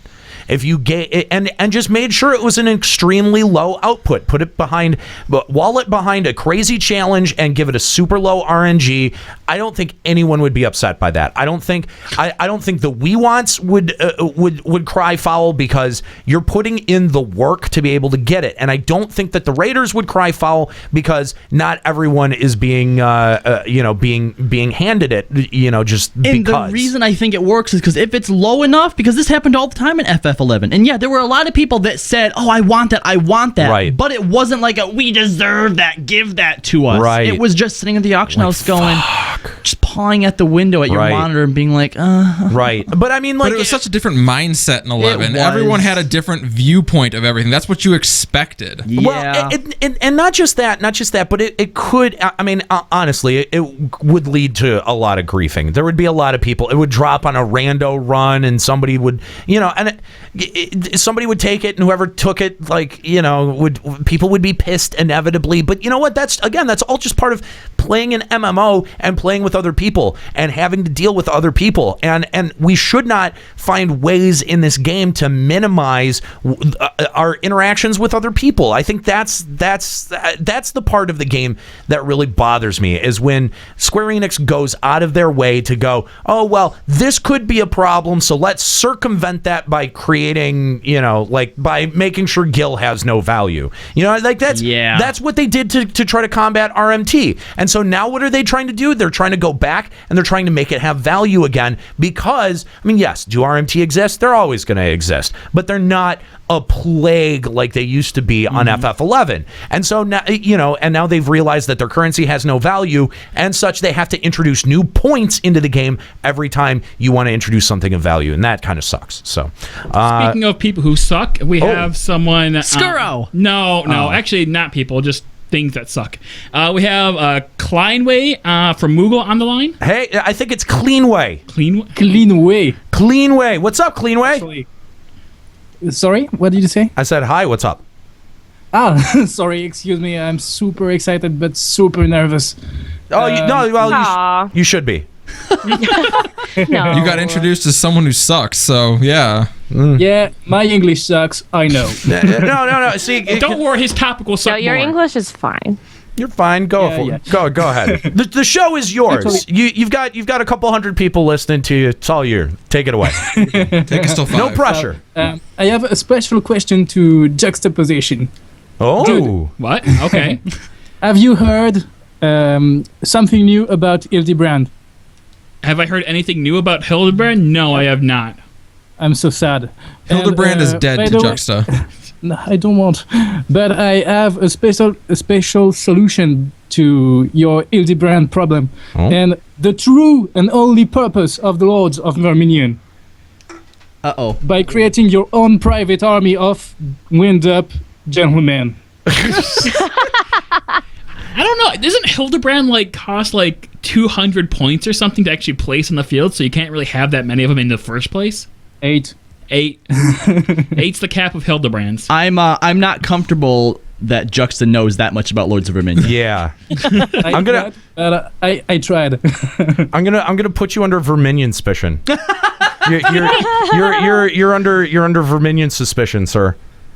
If I find watching you. Yeah, if I find that you're playing Lords of Verminion, I'm gonna fire you. Juxta's been hanging out in the Gold Saucer an awful lot lately. Yeah. You better be ERPing in there, man. I swear to God. That's right. Don't worry, my semen's all over those tables. Which ones? The Verminion tables? Every table. Oh. He marks it. Oh God. All right. Clean way. What else do you want to talk about? Can I have a special shootcast? Shout out? A shout out? Yeah, of course. Yeah, go for it. To my free company, Les Lames du Cristal sur Moogle. I love your accent, by the way. Yeah. Thank you for the show and all the work that you have every week.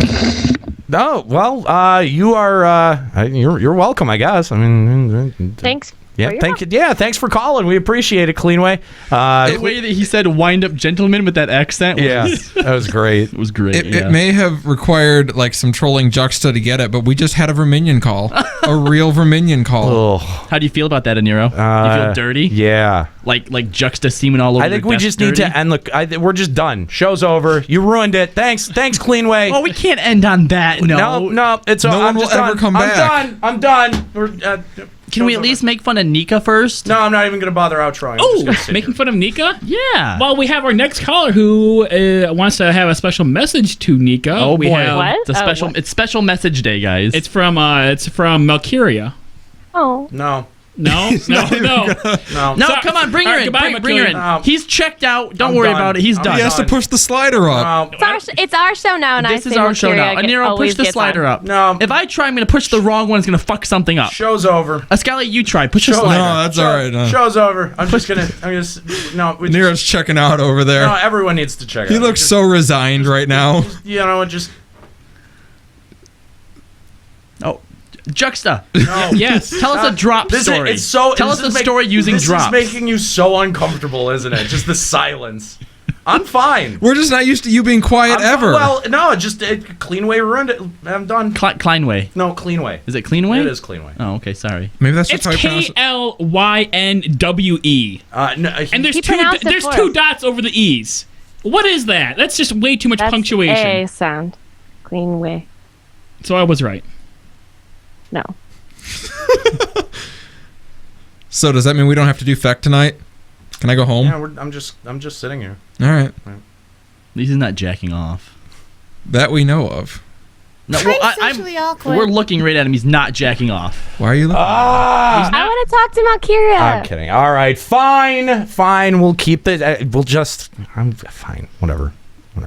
Valkyria, hi. What's up? Hi. Hi. And Nika, you may be regretting that in like 5 seconds.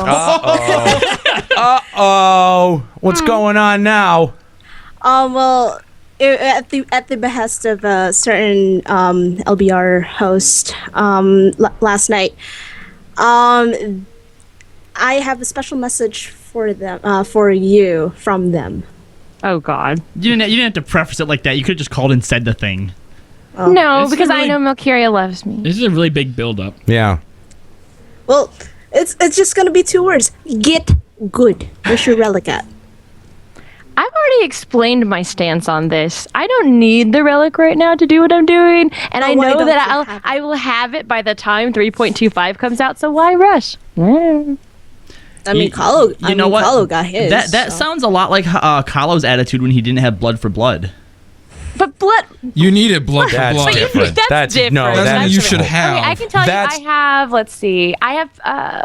Get a little triggered there, Nika. I don't know. I feel like you should have your relic on your main job. 26. 26 out of You 80. only have 6 more than me? Oh, come on now.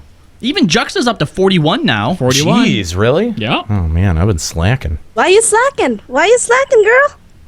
You gotta step it up. I'm glad I'm not the one on the hot seat here today. Right? I'll have it soon enough. I don't. That's the thing. You're though, our endgame correspondent, but Nika. this isn't endgame. This is casual content.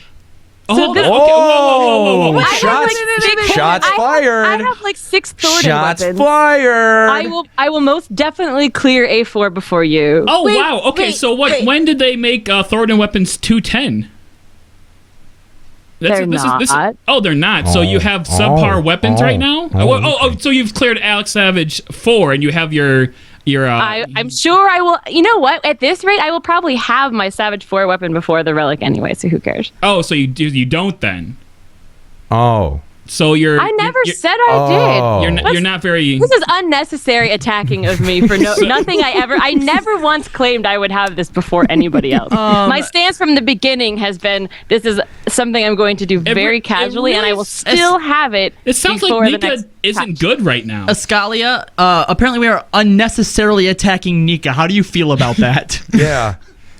Well, so far I'm not being attacked, and it's a nice welcome change. No, but I mean, like, I think if this kind of cannon had been turned on Ascalia, it would be more in the area of light ribbing than anything. Like, this is fairly. You're not. I don't think you're getting thrown under any bus, Nika. I don't know. I think. I think Nika with an I-205 weapon would be more useful than any of you in a fight ever. So. Plus, I think the bus would win.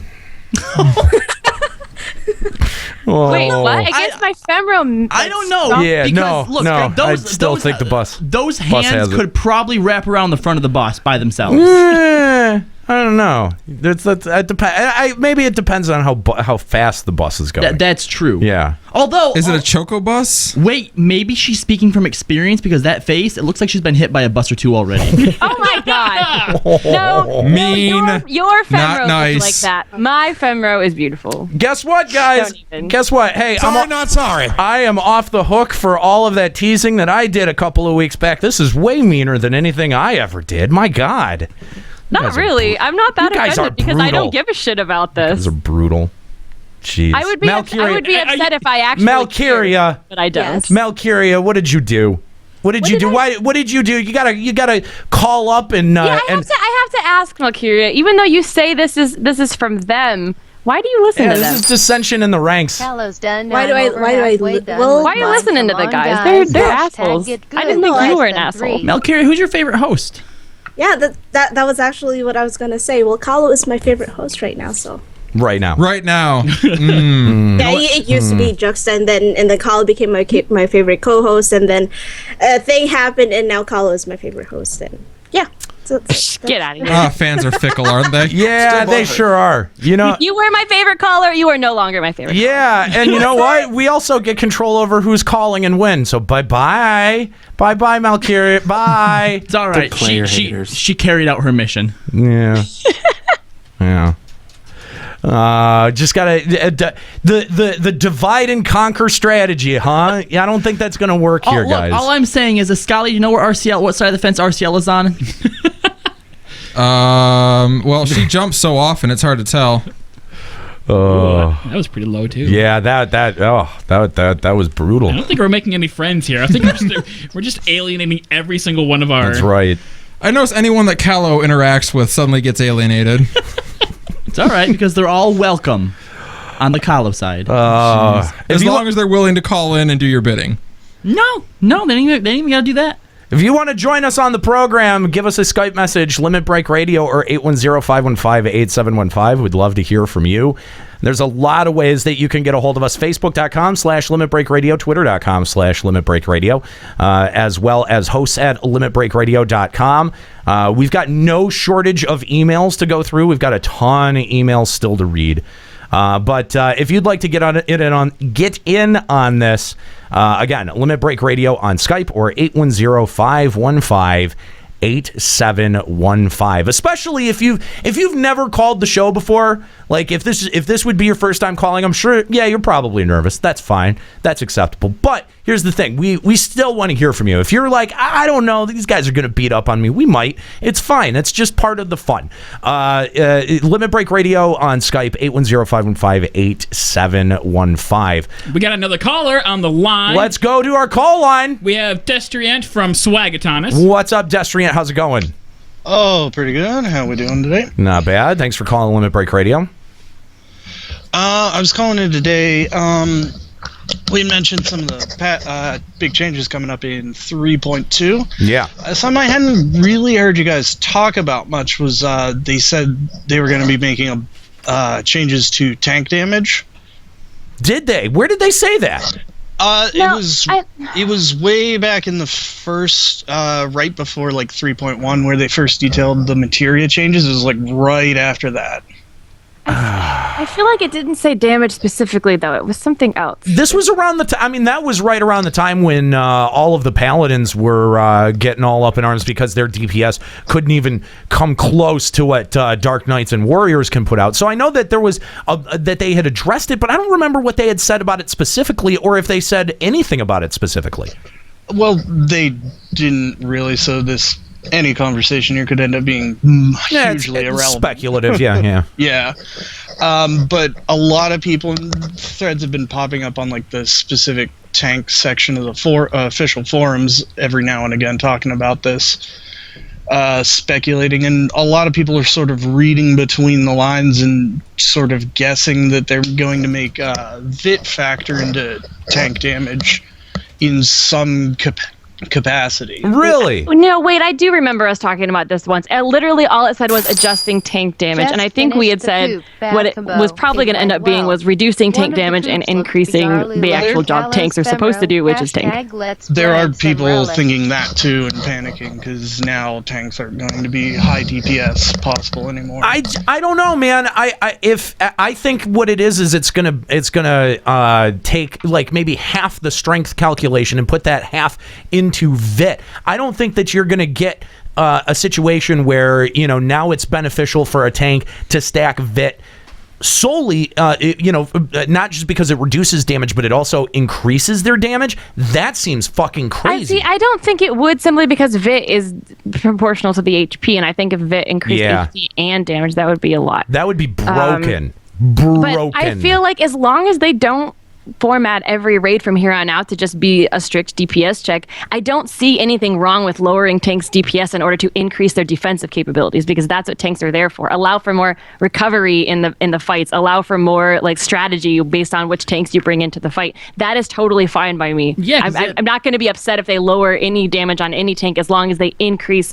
defense. Yeah, and for anyone saying, well, now we're going to be losing out on DPS because the tanks aren't going to be doing as much. Well, with all this material going onto the DPS's gear, they're also going to be putting out more DPS. And all of that stuff is something that they're going to take into consideration when they're tuning these fights.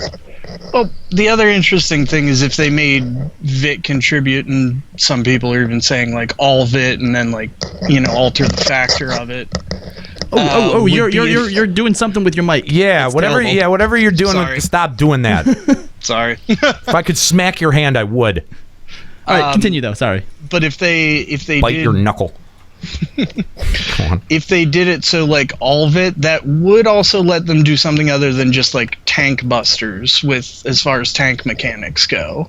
Because if you then have like a baseline that every tank coming in is going to have X amount of HP, you could do maybe something else than just the current tank buster, and then once you have enough HP for that and the next auto attack, it's the healer's problem. Which has sort of become the meta. Yeah, that was what the Akmorn, like that was where we saw that kind of like most prevalently, where you had that big tank buster, and then the healer's got to be watching for that next hit. And get that heal off in between the tank buster and the next auto attack, or else your tank is gonna just fucking fold. Yeah, I mean that does. You're right. That does seem to be a large way of the way that the fights are organized now. You said that if you made VIT do that you could do something else with that fight. What else could they do? Like besides just tank busters, what else do you have in mind? Like having a tank be able to solo an ad, in an ad phase. Like what are you thinking would be an effective, like an effective mechanic that would, that's not there now, that would be brought about by a change like that? I didn't have anything specific in mind. I just thought it'd be like interesting because it would just sort of open up the option for more of it. Well, I think there's already options there for different kind of mechanics. I think they just have to, step away from the idea of here's a circle arena, fight this boss, right? And just try to get more interesting. Like imagine if a tank got pulled into a separate room, right? And there's an ad there with these panels that are lit up, and you have to do like a Simon Says thing and pull this ad around the panels in a specific order, or everyone dies.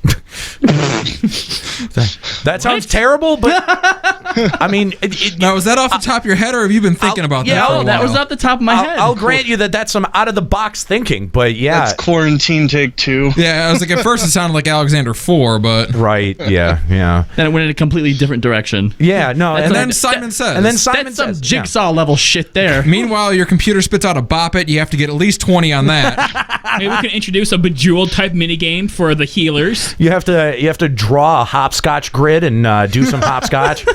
There's great mechanics that you could do. Yeah, no. But all right. Well, thanks so much for the call. We appreciate it. And if you'd like to call Limit Break Radio on Skype or 810-515-8715. We really do want to hear from you. We're making this show all about you. Give us a call, 810-515-8715 or Limit Break Radio on Skype. God. I don't know. I really hope that that whatever changes they're proposing for Diadem make it indeed much more like an event than what it is. The 90 minutes is way too long. Even 60 minutes in there feels way too long to just be pulling and killing stuff.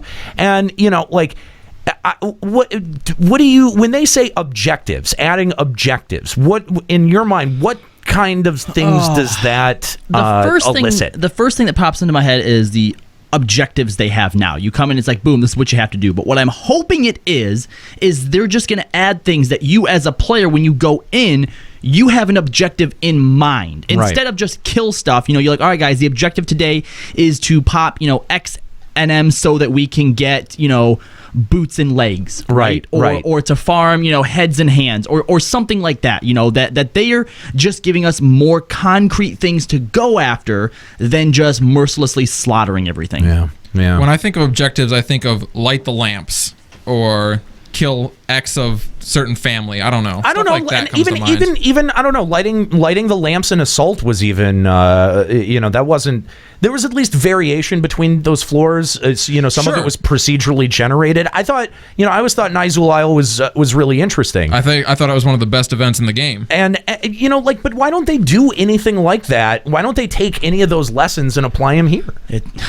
It's too hard because Light the Lamps made people quit the game. Because Light the Lamps was not hard at all. Shut up, Ascalia. It's not people just did hate that. It's not just that. It's not just about the lamps, specifically putting the lamps in. Every single thing in this game that is considered endgame is just, here's a room, kill this thing. Where's the actual dynamic events where you feel like you're doing something? All right, you take any adventure game, you take any adventure book, a movie, just anything, and show me one point in those things where this is what life is, where it's just, let's go into this circle room and fight something. That's not what it is. You're always out there trying to do stuff, trying to overcome things, and I'd like to overcome things in more of a manner than just, let's sit here in a circle fucking room and poke this thing and run away when it's going to do its big attack. It's bullshit. No, I agree, man. No, I agree. All of these fights are structured exactly the same. All of the confrontations are structured exactly the same. And there was never, I don't think that there was any of that presentation in 11. 11, I don't think suffered from that same problem where everything you were doing was just going into one arena. There was a lot of it, but they had a bunch of other shit too. You know what I'd like to see? I'd like to see a boss dungeon or a boss fight where you don't stand still, where something's trying to fucking run away from you and you have to... You know what? Fucking Steps of Faith was sort of a step towards that direction, but all the fucking whining about it, you think they'll ever try that again? Probably not. How about something like with moving platforms on it, different people being taken different places around the arena, even if it's just something like that? Or even like a platform puzzle. We have to jump from platform to platform and it's moving. Wait, really? You want platforming? Wait, they did stuff like that with Coil T1 with the snakes and popping the jelly thing, or the slugs and that kind of stuff. There was it wasn't really a puzzle, but it was just an extra kind of mechanic that you had to pay attention to. Though. I guess it was a lot better than a circle room with no height variation. Yes, all right. I'm gonna give that one to Nika. Yeah, that's actually a good point. That the mechanics in that fight did seem a little bit more dynamic. Yeah, and you had to pay attention to what the HP was on your monster and whether or not you needed to pop the slug and and it was an extra layer on top of all of it. I don't know. I don't know. Well, we have a caller, Arthas, on the line. Arthas, we're going to prelude this. He also wants us all to look at this really awkward-looking picture with a whole bunch of numbers on it. I posted in the chat. And okay. Everyone has to follow along. And I've seen this posted already. Okay. All right. Time for school lessons with Arthas. Yep. Oh my God. Yeah, make it quick, Arthas, because we got a lot of people. Yeah.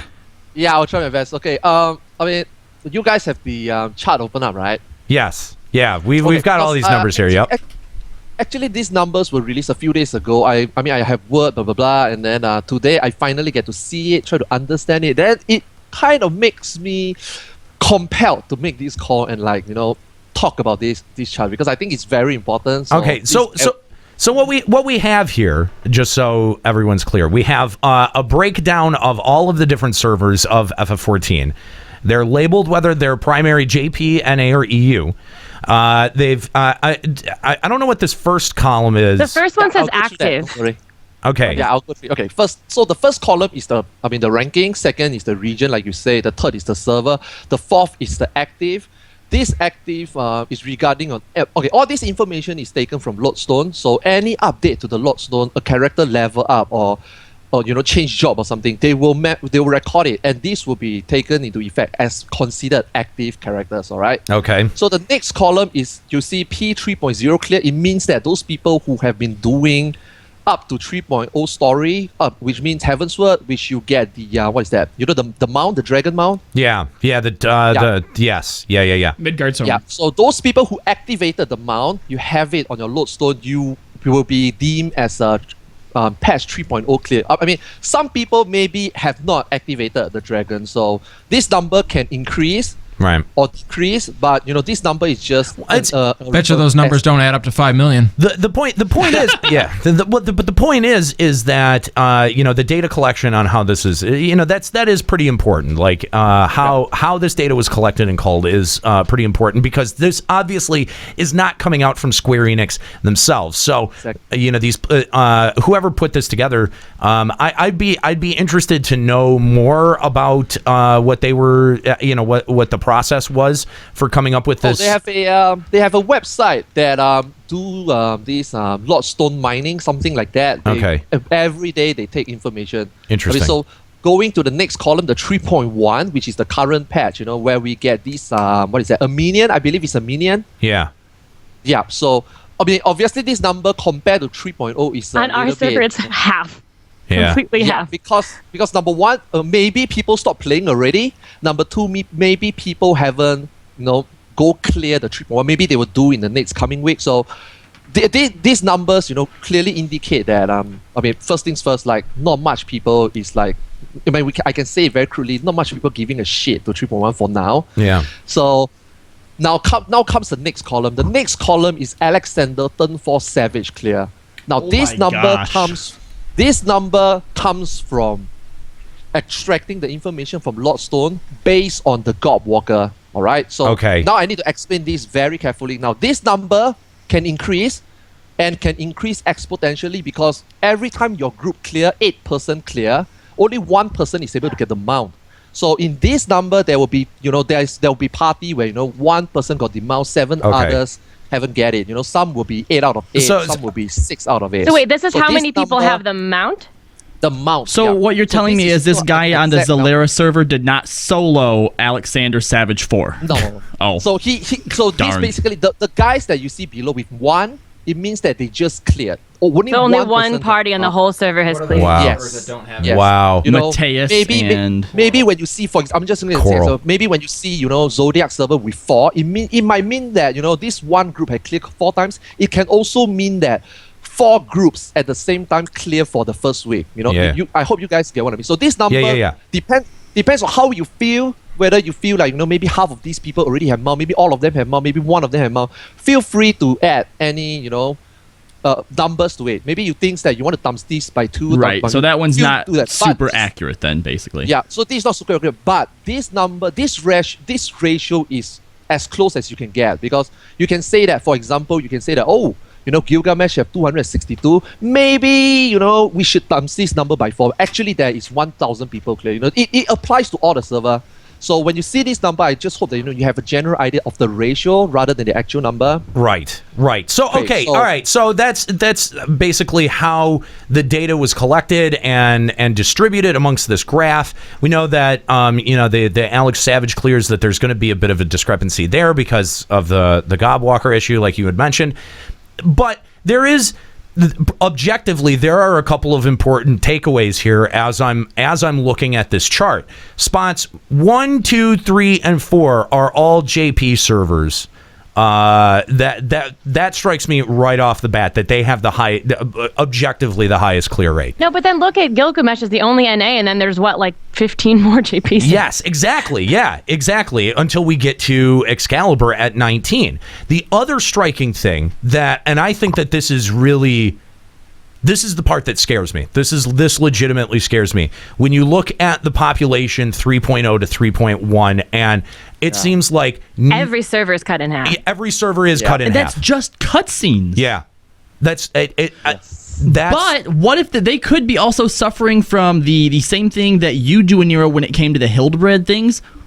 No, you don't think, I don't see that. No, like what's the point of doing the cutscenes from 3.0 3.1? What are you missing out on if you don't do those cutscenes? Nothing. But I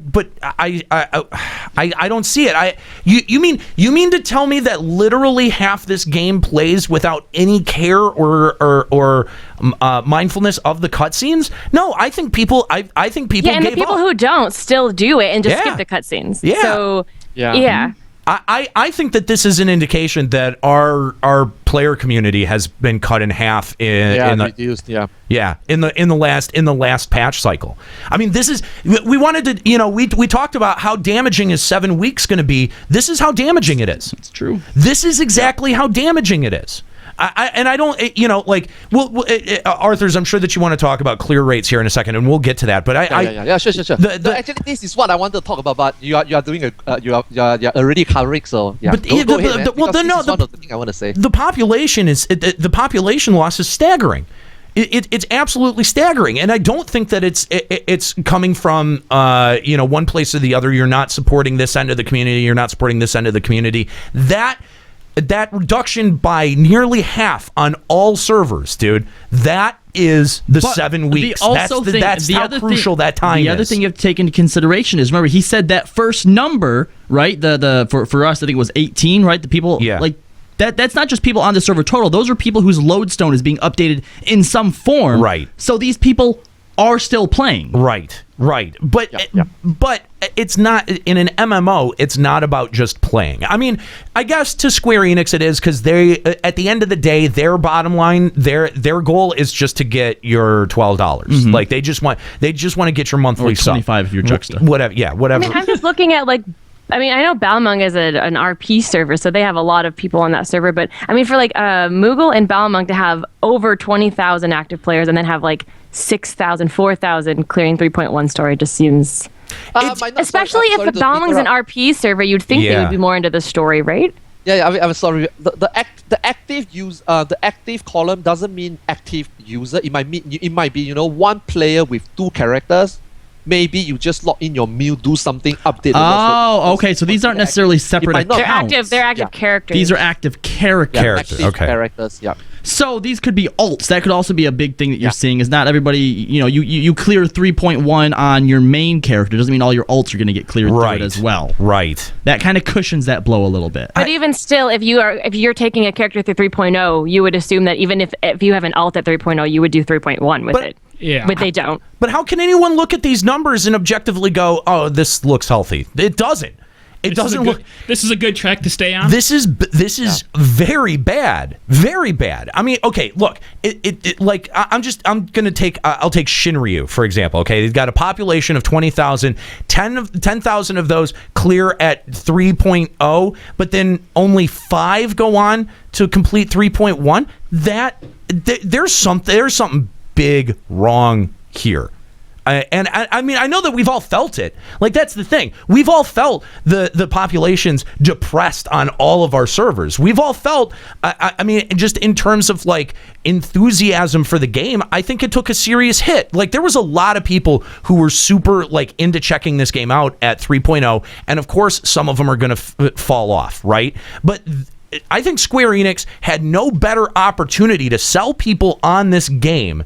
Even from 1.0 to 2.0, they had a better opportunity to sell people on this game with 3.0, and they fucked it up. They totally fumbled that by taking 7 weeks to complete a really underwhelming, lackluster, and I'm just going to say it, bad patch. It took them 7 more weeks to create a bad patch. And I hope that I hope that we see numbers spike back up at 3.2. But I mean, honestly, now that's an entire patch cycle plus more time that these people have been tuned out, and I'm sure that they're going to go play other stuff. I don't see any other external factors that would reduce the population of this game by that much. I mean, yeah, okay, it's the holiday season, people are playing other stuff. I get that, but this is anemic. This is bad. This is people who aren't even playing the game. Like, people will play the game and get the stuff done and then drop off and play different games. These are people who haven't even bothered to do the stuff that's current. Right. Exactly. Arthur's, what's your takeaway? Okay. So, whatever I wanted to cover about the population, like how the game degraded and how many people is like still hanging on. I mean, you covered it already. Now here comes the salty part, all right? This is going to be very salty. Now, after we talk about the chart, let's talk back about the NA mentality. I'm not specifically attacking the NA. I mean, the EUs can be, one of those culprits. So like, the top EU spot is number 24 on there, but I mean, I don't think that they're immune from this either. Yeah, but I mean, they are new servers, people moving. So I'm just gonna say it as a whole.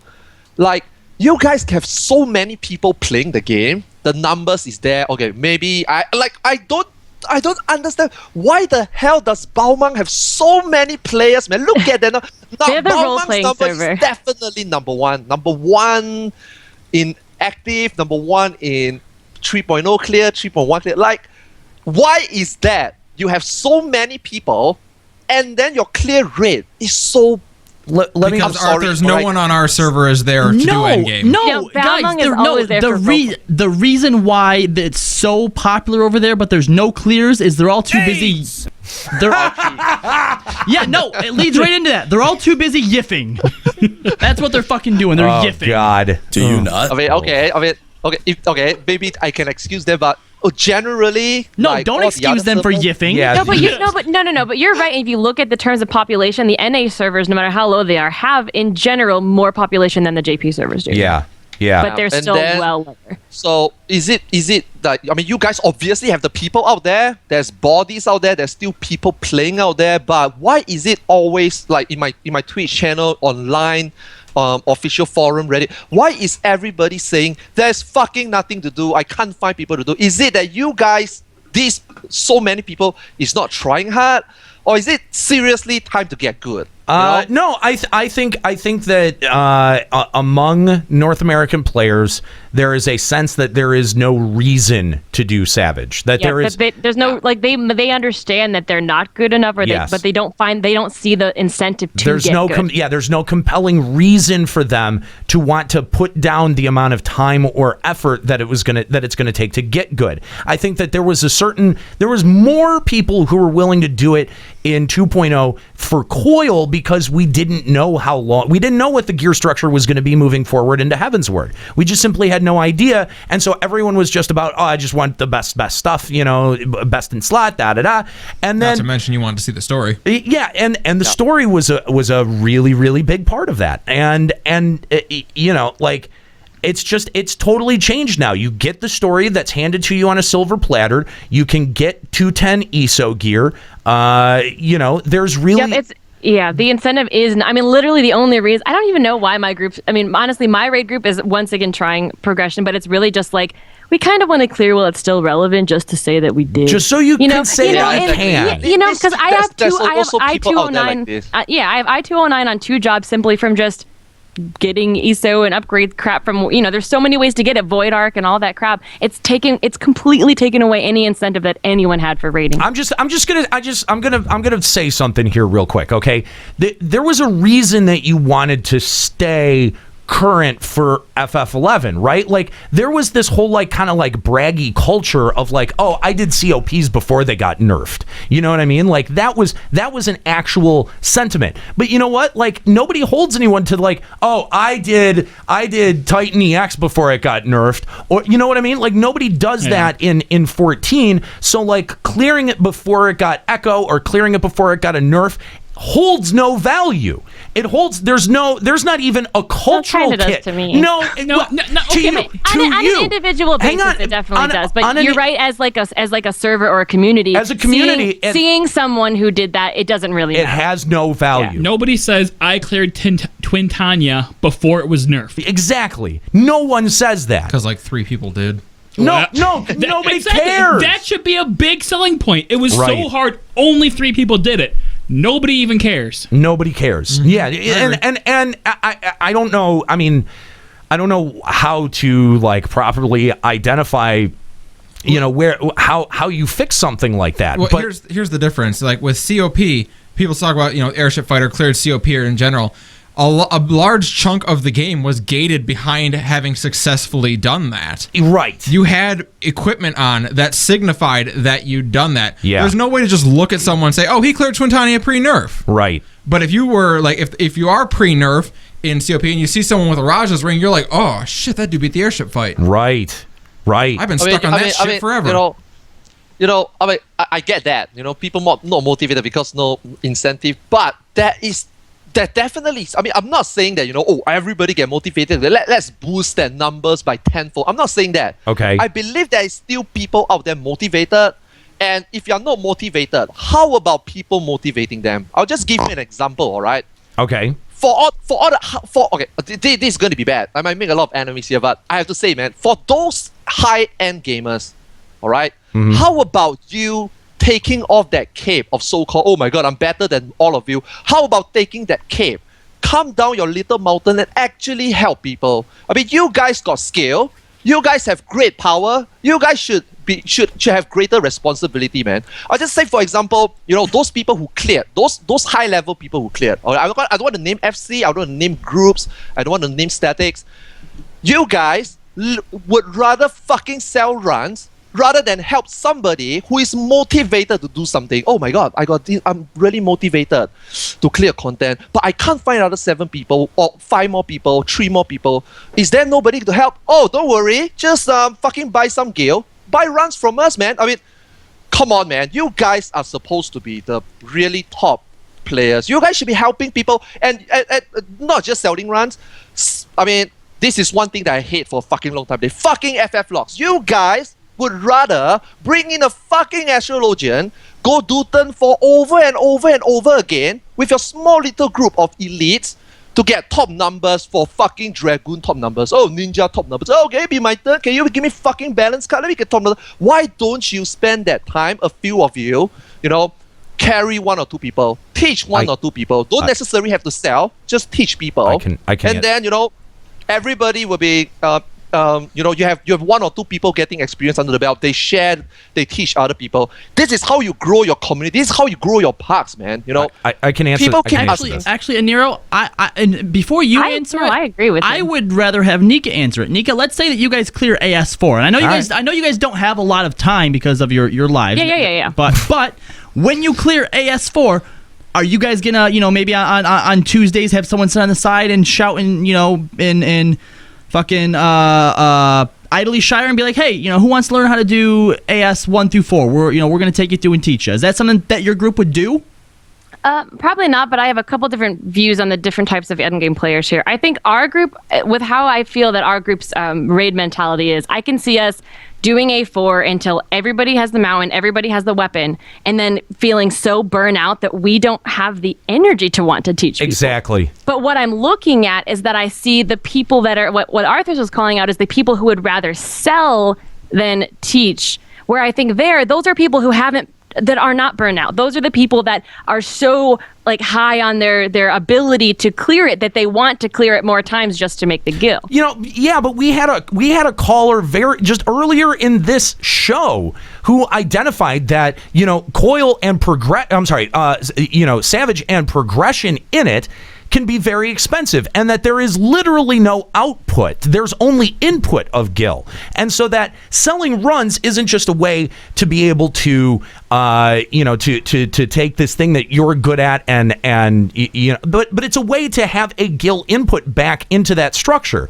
If it doesn't, not really. If it does, no, I would like to correct that. I'm sorry. Then there's got to be a drop that you can get from doing out of that you can sell. Then that makes it worth it. Then you actually have an intrinsic value that's attached to an item, as opposed to the intrinsic value being the clear. I do want to say though that there are select few people that do this, and not like their whole group will teach one person, but like there have been nights where we were missing one or two players from our static, and like there was one night we had everybody on but a healer, so we put out a party finder for a healer, whatever. We had a healer join us who had actually progressed farther in A3 than us.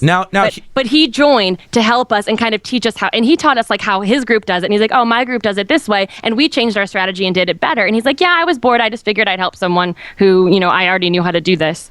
Now, and I thought that was really nice because a single player could then join a static. And I think that's easier for the players who are not burnout rather than an entire static trying to teach one brand new person. Sure. Now, here's the thing. I do want to address your comment about why would players at that level seek to repeatedly just go bomb FF logs with trying to get the best DPS?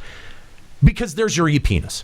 Because that's the no, I'm serious. That's the e-penis that somebody is getting out of that experience that the Final Fantasy game does not give them. They have to. The sad part is that they have to go to FF logs to be able to prove their e-penis. Now, I know that we make fun of the e-penis all the time, but like that's actually when you strip it away, you're talking about motivation. You're talking about that glory gear, that glorious piece of gear that you have right at the end that says fucking A, like this. That's what I want, right? Like that's what I want. And without that, look at where people are going. People are having to go to fucking FF logs to be able to get their e-penis back. That's sad. If they're going for e-penis, I'm okay with that. The thing is, they are complaining about their community, raiding community being bad, and they're not doing anything about it. That's all I want to say, So I've received a lot of like people keep asking me, how do you think we can improve? I was like, I'm not in the NA server. First of all, I don't know how your community works. But from what I feel, is that people, number one, does not have motivation, obviously. Number two, thinks that they do not have the skill. Or number three, these people who have experience just want like we covered on the very first show when the very first show that I called in, like people just want experienced player who doesn't have experience. So they're looking for all these people. So what's going to happen in 3.2? Let me tell you what. Maybe you guys can try. I'm just throwing it out there. In 3.2, everything is, start a stretch. Everyone got no freaking idea about how each turn mechanics work. All right? How about some people who thinks that you have what it takes? Make a party in Duty Finder. Just one person, you're opening up 7 chances for other people. Don't be afraid to make party, all right? Don't be afraid to join. If you are those trolls, we always say, what if this person genuinely just want to sabotage the party, just want to get a carry? Right. Guess what?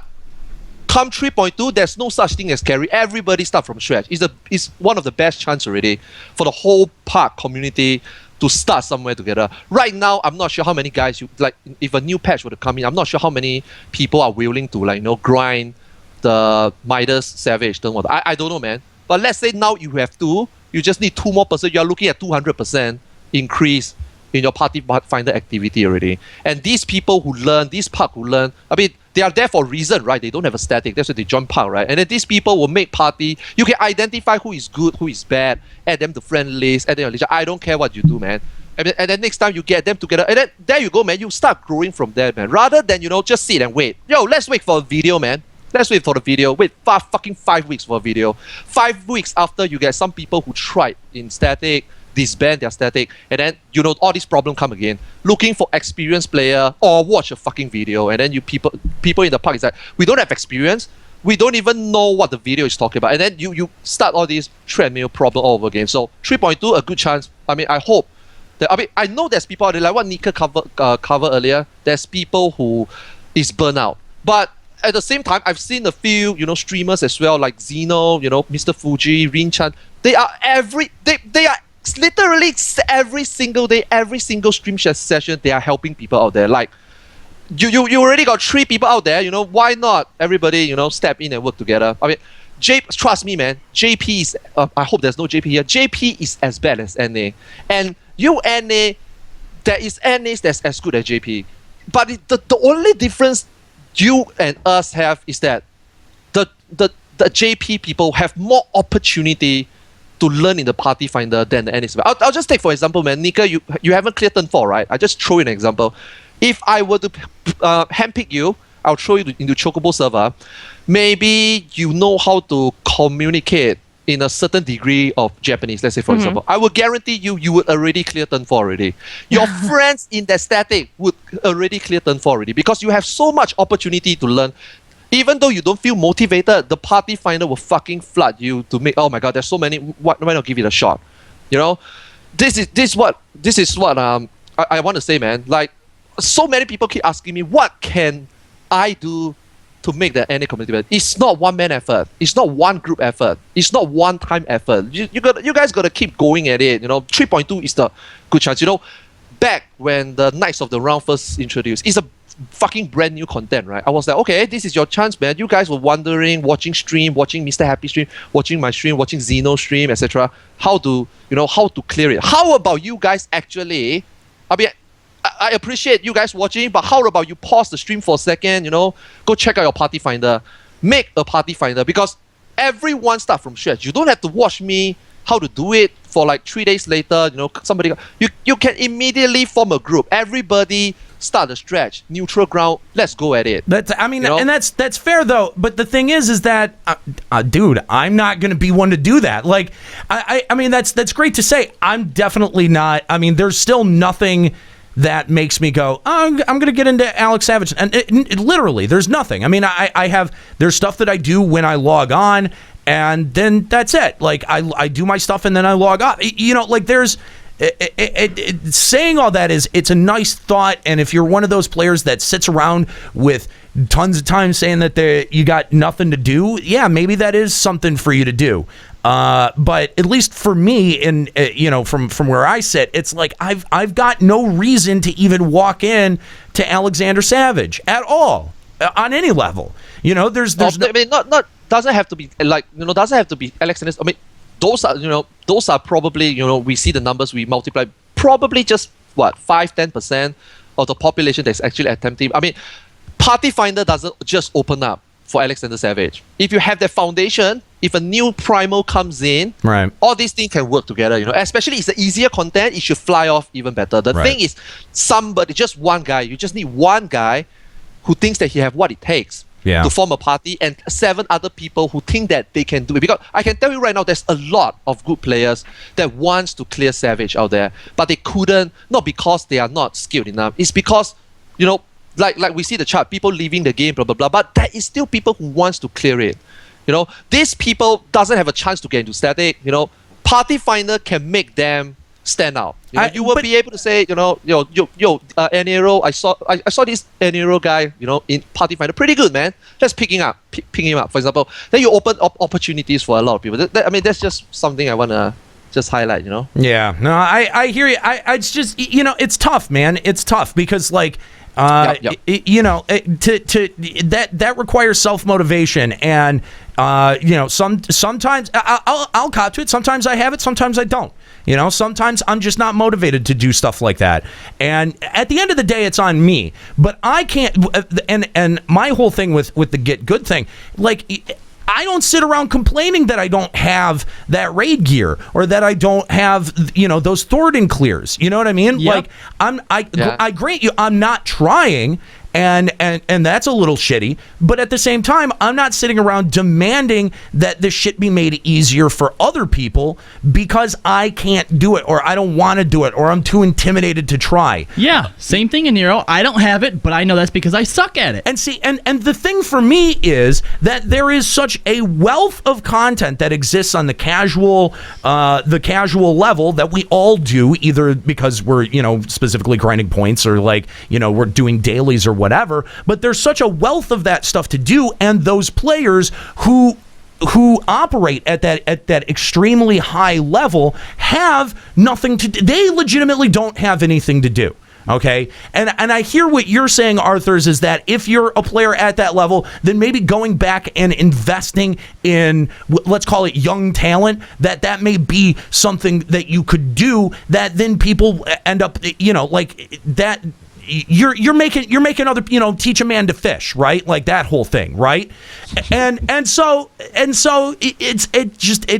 the dichotomy between like, okay, well, if I have all my shit, why should I even still bother logging in? If like step one, if the person's not logging in, they can't help anything. They can't help anyone. So there's got to be a reason for them to log in, and that's why I keep going back to this glory gear shit, man. Because if that remains there at the end, to that you dangle in front of them, that's a reason for someone to keep grinding. It's a reason for someone to keep making groups and teaching other people how to do stuff in this game. It's not going to come from within. That's my point, is that it's not going to come from some kind of internal sense of like, oh, well, I really feel like the rest of the community should be better at it. Like, no, like most of the community doesn't care. And if they don't care, then why should you care about them caring? Like, that's at the end, this is Square Enix's problem. At the end of the day, this is Square Enix's problem, and they haven't addressed it at all. And maybe they will in 3.2. I don't know, but that if you think that they're definitely going to address it in 3.2, you've got a lot more faith than I do. So anyway, I mean that's it. Yeah, that's it, man. Arthur, that's enough salt already. Thank you so much for the call, man. You got a shout out you want to give? Oh, earlier you guys are saying a lot of Verminion. Holy shit, man. I mean, come on, don't watch the trailer. I've made a lot of Verminion video. Can I link it? It's freaking awesome, man. No. I think we need to cut it off. Yeah, no, you can't. A Verminion video? Really? No, Arthur, really? It's against Verminion. Oh, against It's against. Yeah. Oh, you know he hates Verminion. I was gonna say I was very confused by this. Yeah, go ahead. Yes, you can link the video, but that's your shout out. It's always a pleasure having you on, Arthur. Thank you, Arthur's very interesting, and I did like that graph, that breakdown of the graph. Can we take just a moment to kind of explore the change in Arthur's that we've seen since his first appearance on the show? I think he's been pretty consistent. Yeah, he's been consistent in his message, but his level of frustration with the NA community, I feel like, when he first started, he was very positive and very like, you guys can do this, you guys are amazing, you just don't realize that. Now he's just like, you motherfuckers, come on. Now he's at the point where he's like, you're not even fucking trying! You're not even look at the graph! You're not trying! He's been Americanized. He's just been like, oh my god, they don't even want to try. Welcome to the club, Arthurs. We've been here for a while. So, all right. Thank you very much for the call.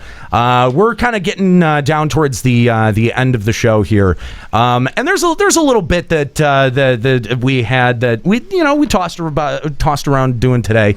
And let's give it a shot. Let's try this. All right. All right. We're gonna give it a shot. We're gonna give it a shot. So, it's interesting. I can't help but notice that you guys keep changing races all all Like, what are you this week? How many Fantasias have you guys spent? Seriously, like I'm a Makote, but that's I'm on a Eorzean racial tour. Okay, I'm trying to make sure everyone feels represented in the community. And they have single-handedly boosted Fantasia stocks. Yeah, why are you the person to be representing? Because I have the well, how about the fact that I'm on the stream the most? I'm the person that people see the most when they tune in. That was reaching. Are you kidding? This is my 10th day in a row being on the stream. I have been on the stream every single day since the start of the new year. Okay. Bam. Okay. Bam. Yeah. So the reason that I'm the one changing is because people see me the most. That automatically makes you the most? I am the face of LBR. Therefore, I must encompass as many people as possible. Suddenly you do 10 days. You do 10 days of streaming and then you're the one that's on the most, huh? Yeah, my 110 viewer count at fucking 4:30 a.m. I think says a lot. No, I'm not disputing that. That. I'm just saying that, like, in terms of like hours spent on the stream, I don't know that you've overtaken. I mean, you were like non-existent for a while. Like you were a non-factor on the stream for a while. For a while, we were, between all of us, except for Escalia and kinda Nika, was only doing Tuesday streams. Yeah. Since the bet, though, yeah, easily. Since the bet started, I bet that you guys don't even get double the time that I've spent on there. Because when I'm on for like 6 to 8 hours. Yeah. I'd put money on that if we had a way to track it. Do we have a way to track that? So that justifies counting. That justifies your expenditure on Fantasias. We can't pay for any more of these. I pay for my own Fantasia. In Yeah. fact, I've only ever bought one Fantasia. Okay. Ryuichi bought me one of them. So you don't pay for your Fantasias? I paid for 2 of them. And you know what? Fuck you, Nika. Fuck you. That last Fantasia that I bought to get out of my fucking dirty Femro skin put my bank account in the negative. Good. And I ended up getting 2 overdraft fees. It's a sign that you should have stayed Femro for life. Yeah. What is your overdraft fee? $23. You paid $46 to get out of being a Femro. $56. $56 to stop being and a you Femro. know what? You know what? Worth it. Worth it. I could say it wasn't me that made you do it. That was your idea. You could have stayed a Femro. Let me just say something. This is just personally frustrating to me because we have this great poster that Max V did. We've got them printed. They're sitting in front of us, and as I look at them, I'm like, I don't recognize any of these fucking people. Who are these people? I don't know who these people are. When our fans get these posters, they're going to be like, I have no idea who these characters are. I was streaming one night and didn't feel like having my camera on, so I had a picture up in place of it of my old character, right? And Malctheria was like, "Oh my God, who's that hot elven? I want to bury my face in his pecs." Yeah, that's awkward. And then we told her, and she's like, awkward. Oh, I take it back. Did she say it like that too? Yeah. Oh, okay. All right. So, but yeah, no, we've got. What's your point? What's wrong with us being racially fluid? We've got. Oh, God, that term again. That's my excuse. I was Racially waiting for it. fluid. Yeah. Racially fluid. What is racially fluid? Yeah. Can you? Is it like gender fluid? No, does that mean you identify with all races all the time? It means sometimes I feel like a cat, sometimes I feel like a potato, and sometimes I feel like I need boobs. Okay, sometimes that's I just gender feel fluid. boobs. You're dipping over a bit there. Yeah. But they're clearly gender and race fluid though. Look at them; they are both female characters right now. But see, here's the thing. So But remember, they're dudes. Here's the thing. There was this thing that we used to do this a lot on the old 11 show, and we used to come up with kind of like stereotypes for different races, but it would be based on shit that we would do on the show, right? Like, and some of it was a little bit based in lore too. Like, Kahlo, you were always really arrogant because you were an Elvon, right? Yeah, that fit in too. And you're right. We don't see a whole lot of that. You don't. They do not have something associated with every race in this game. No. That is a theme that they abandoned. They completely abandoned. Yeah, I do like how there is a Gridanian somewhere in some cutscene that refers to sylphs as cabbage heads. What, really? Yeah, that's pretty racist, right? That is kind of racist. That's probably very racist. I'm not gonna lie. That's pretty fucking racist. I think cabbage heads might be their word. I don't think we can say that.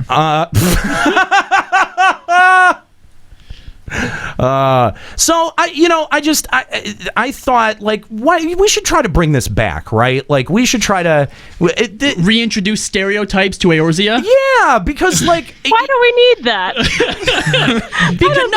Because you know what? Because diversity. Yes, that's why. Exactly. Because if these guys diversity, if these guys feel comfortable enough to switch between races, they should at least know what they're gonna get when they go to the race, right? Like, come on. Right? That's fair, isn't it? No, you're just gonna just be quiet. I think it's fair. I think it's fair. I think this is gonna do one of two things. It's gonna help the game, and it's gonna help us be more diverse. We're adding to lore, or it's gonna backfire completely, and we're gonna get social justice warriors coming out of the fucking woodwork at us. And you know what that's gonna do? It's gonna increase view rates. This is a win-win for us. Greatest conversation ever. Chatter says fantasy racism is best racism. Let's come up with some stereotypes. But I'm gonna add something to it. Okay. We're not just gonna like throw out a stereotype and figure out like which race this seems to apply best to. All right. Sure. We've actually got this. We've got a spinning wheel. Oh my God! You have a wheel of racism. We are no, it's racial roulette. We are doing the racial roulette today. Oh no! And by the way, this does have a breakdown of both sides of the races. So like we have like Duskwhite Elizin. I like that. Yeah. So we're getting kind of specific here. All right. So we want to take your calls. If you can think of like a stereotype that you want to see which race in Eorzea that applies to, we're going to answer this question right here on the air. Yeah, you call up, you give us a stereotype, and we're going to spin the wheel. Yeah. No, the way that it is that we got to come up with a stereotype, and then we spin the wheel to figure out which race that applies to. Right? Yep. Yeah. Okay. So Nika, are you okay with being associated with this? No, so what you're saying is that none of these are even really true. We're just These making are all them up. true. We are adding to the lore today. Yeah. Whatever we come up with today, that's a thing. That's right. It's canon. It's head canon. That's right. Yeah. Canon. We are adding. Yes, we are definitively adding to the lore. And Square Enix, these are free. You don't have to pay us for any of these. You can start. But you can pay for it. You could if you want to. You don't have to, but you can. But yeah, you can. If you want to start subtly incorporating some of these into your game, we would not be. I don't think we would be bothered by that at all. Not even a little bit. All right, so. I think we're probably going to have to start it off because I don't think any of the chatters are going to willingly throw out stereotypes until we get going. I've already seen a couple. Never mind. Yeah, no. I was wrong. Let me here. I want to start off with this is okay. Like, let's start with the elephant in the room. This is usually when something like this is discussed. This is one of the first things that's brought up. Okay. Who has the largest penis?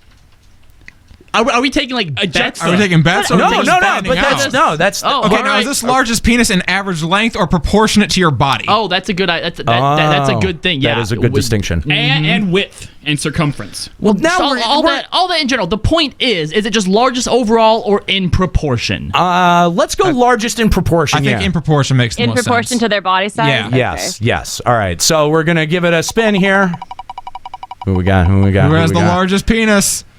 Duskwhite Elizin. Oh my God! That's what Kahlo is originally. And you left. The 9.5 holds true.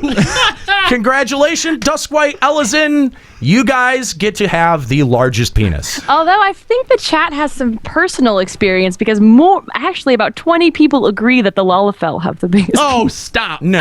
Ban all of them. Yeah. Get out of here, There Belmong. must be some personal experience. Get out of here, Belmong. Kooky, I think you have some banning work. Nevertheless, it is official lore now. Duskwhite Elizin have the largest penises, proportionate to body size. Yes. Okay. Hey, wait, hold on. We got Malkyria wanting to add a stereotype. Okay, Malkyria. Well, wait, hang on. Before we go to Malkyria, we got to figure out what's on the other side of that. Okay. Oh, who's got the smallest? Who's got the smallest penis? All right? Okay. Because that's Rose. That's sort of how it works in real life. There's a largest penis. There's a smallest penis. We have to figure out who. It's got to be the Rose. All the steroids that they've taken over the years, it's shrunk their shit, man. I hope against hope that it comes up Duskwhite Elizin again, and they're just like they span the spectrum. All right, here we go. It's a spin. Let's see who it's gonna be. Plainsfolk Lalafell. That seems appropriate. That's unfortunate. That's appropriate.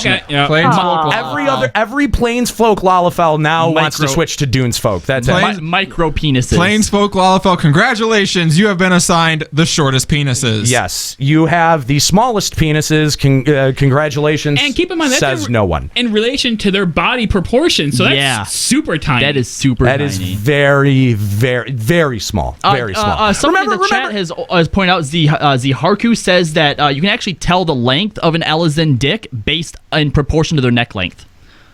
I don't know that that's canon, but that's okay. Yeah. I'm gonna. It's as canon as saying you can tell by shoe size. You know what they say about Elizins with long necks. I see where you're going with that. That was good. All right, Malkyria. Hey, welcome back to the show. Let's get a stereotype from you and spin the wheel. Oh man, I'm on this like. Okay. All right. Okay. So, Who among the races? Who are the biggest kleptomaniac pack rats?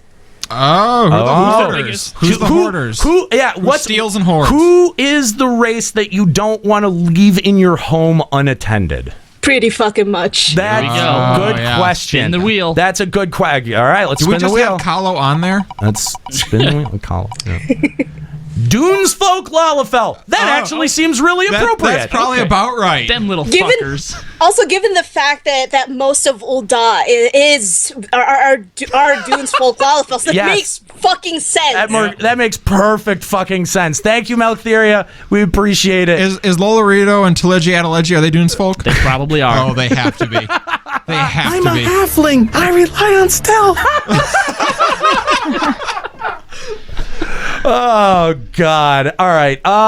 So, have you ever been behind? Have you ever been in the hunt line? You zone in. You get on your chocobo, and immediately you're stuck behind the one motherfucker who cannot chocobo correctly. They're just all over the place. You're colliding, God. Kicking up mud all over you. Yeah, they're just the worst. They have just It doesn't matter if they're behind the wheel. It doesn't matter if they're behind the wheel of a chocobo. It doesn't matter if they're driving a Magitech. Doesn't matter. God, all right? Fire's Day drivers. Fucking A. So and every time you try to pass them, every time you try to see them to figure out, because you want to flip them off. You want to give them the bird. Yeah, you want to know who is this motherfucker that's ruining my day. Give him the bird from the bird. All right, It's always the same race, and that race is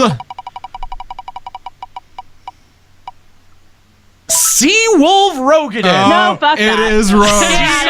Seawolf Rogadin. Seawolf Rogadin. Excuse me, Nika. Could we speak to Senpai for a second? We need to confirm something. Yeah. No. I think that pretty much confirms that it. does confirm it. Yep. Okay. So Seawolf Rogadin cannot drive. So never drive anywhere with Nika ever. Just so you know. I have some double mounted chocobos. You can come with me. I promise. That's a death trap if you've ever seen one. I promise I won't kill you. At your own risk. At your own risk. By the way, if you want to add some of your own stereotypes to our list of racial roulette here, give us a call, 810-515-8715, or Limit Break Radio on Skype. Nika and Senpai are getting ready to go on a trip. She gets out her double mount chocobo, and he's just like, no, honey. No. He gets out his own. He's like, I'm driving. I've got one now. Oh, hold on. What? We got a caller who wants to do one. We got Visenya. Visenya? How's it going, Visenya? Hey, I thought I wasn't allowed to call into Limit Break Radio anymore. That's okay. He doesn't remember any of that. Juxta controls the calls anyways. Yeah, but he controls your volume. Just shush. What's your stereotype, Visenya? Okay, which race is unnecessarily clean? Oh, the neat freaks. Unnecessarily yes. clean. The neat freaks. Yep. All right, let's find out here. Our neat freaks are Plains Folk Lalafell. It was right there on the edge of. Now, are we talking like borderline OCD clean? Yes, we're talking about spring clean every week, like at least twice a week. Tiny penises and neat freaks. They're compensating for their opposites, who are the hoarders. These ones are they're trying to evolve past. That's true. And when you have no way to really let out your sexual frustration, I guess all you do is clean. All right. He's a fun vacuum. Thanks for the call, Visenya. If you want to add your stereotype to the spin wheel here, I don't know, the racial roulette. Racial roulette. Yeah. All right. I got one now. Okay. This is something that everyone's dying to know. Okay. Just going forward. Yeah. We need to know who's the most sexually deviant. Oh. This has to be Makote. Sexually deviant. Now you might be surprised. Now, in what way? Like, in what? Like, are we talking like who's willing to do anything you ask? Oh, so the most kinky. Yeah. Oh, okay. All right. We're looking for the Eorzean kinksters here. Everybody needs to know this. Okay. See, I thought I was going in like a 50 Shades of Grey direction with that, but you're just going like all holes. Oh yeah. Okay. All holes. Just straight up right. kinky. All right. So, kinkiness. That is going to be Plains Folk Lalafell again. The fuck? What? They have the smallest penis, so they have no way to release it. So they just do all that creepy stuff like Japan. You know what? And that's why they're also into being clean freaks. They're fucking their vacuums. I think we need someone else to spin that wheel.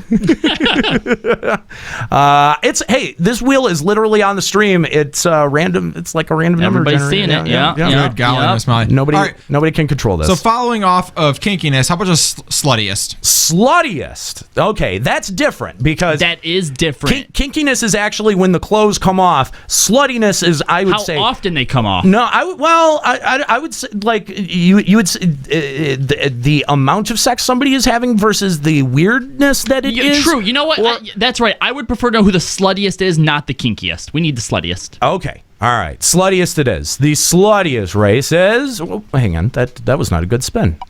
There it goes. Holy shit, guys! We have so many people.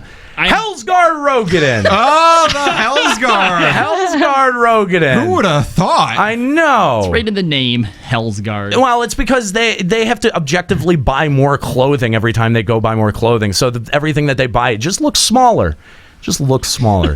All right. Well, we've got a ton of people. Let's go to the phone lines then if we've got a ton of people. Okay, we got Shinta-Sin. Shinta-Sin, what's going on, man? What's going on, gentlemen? How you doing? And hi, Nika. Hi. All right. So what is your stereotype that you want to spin the wheel for? I got two I could throw out. All right. First one is, genetically, who's more than likely to be an alcoholic? Ooh. Most genetically predisposition toward the bottle. All right. Spin that roulette. Here we go. Wait, hang on. Why does spin the wheel? Learn to spin. I don't know why it does that. That would be the Duskwhite Ellison to go along with their big penises. So, well, it makes sense because you're drinking so often. You need to get yourself prepared for having a big dick. I don't know. I'm sorry, whiskey dick is a real thing. Speaking from when you're a Duskwhite Ellison, it doesn't matter if you have whiskey dick. You're still huge. And what's your second? What's your second? Yeah, what's the second one, Shinta? Genetically, who is the more likely to be naturally gifted at math? Good at math. Good at math. Yes. That's okay. Let's spin the wheel and find out. Hellsguard Rogaden. That's kind of surprising. Yeah. I'm going to be honest with you. That's a little bit surprising. Why are the Hears and Mikote completely absent from these? So are the because they're average at everything. And the We Ora. are jack of all trades. The Ora and the they're all on there. I guarantee you, they're all on there. All right. My benefactor is not a Rogaden, actually. Shinta-Sin, thank you so much for the call. We appreciate it. Okay, let's jump into the next call, shouldn't we? Yeah, just keep taking callers. I'm working on it. Keep rapid firing that shit. But how about we find out? Speaking of your benefactor, who is the cheapest? Which is the cheapest race? Okay, Skinflints. Oh yeah, yeah. Who's pinching them gills? Yep.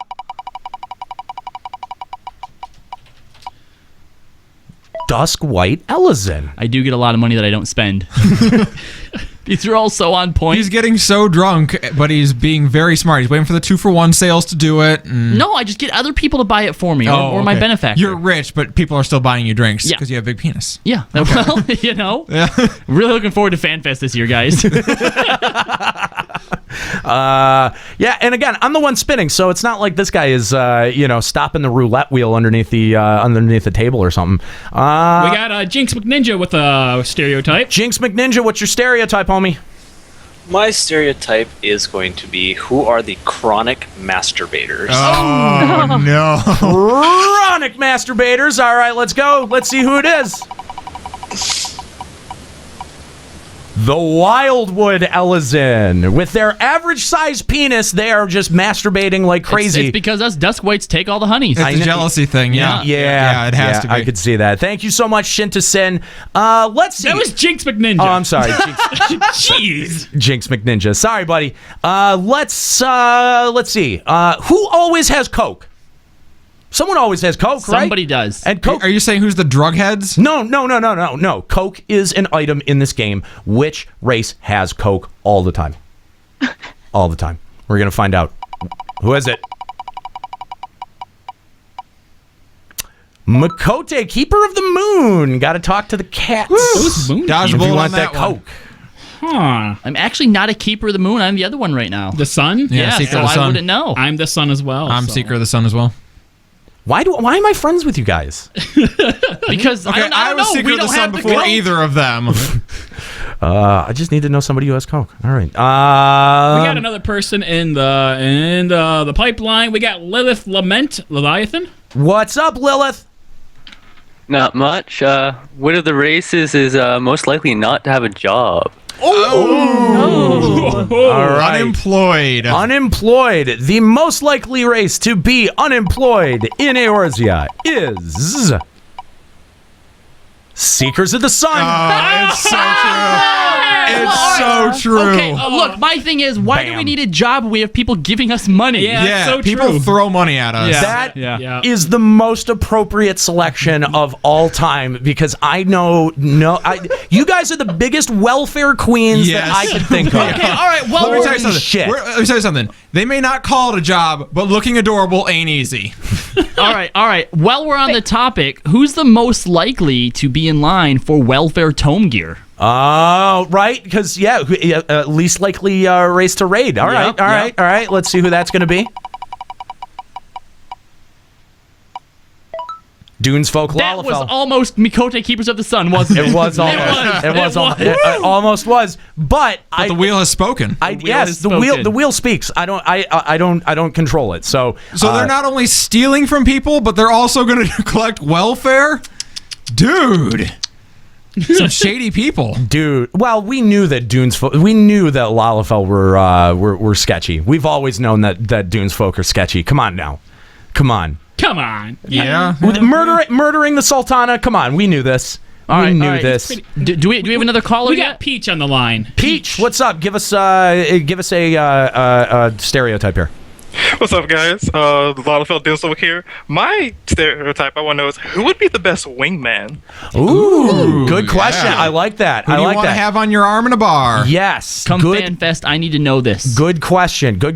Objectively, according to the Racial Roulette, it is the Rain Ora. Finally, the Ora getting on the board.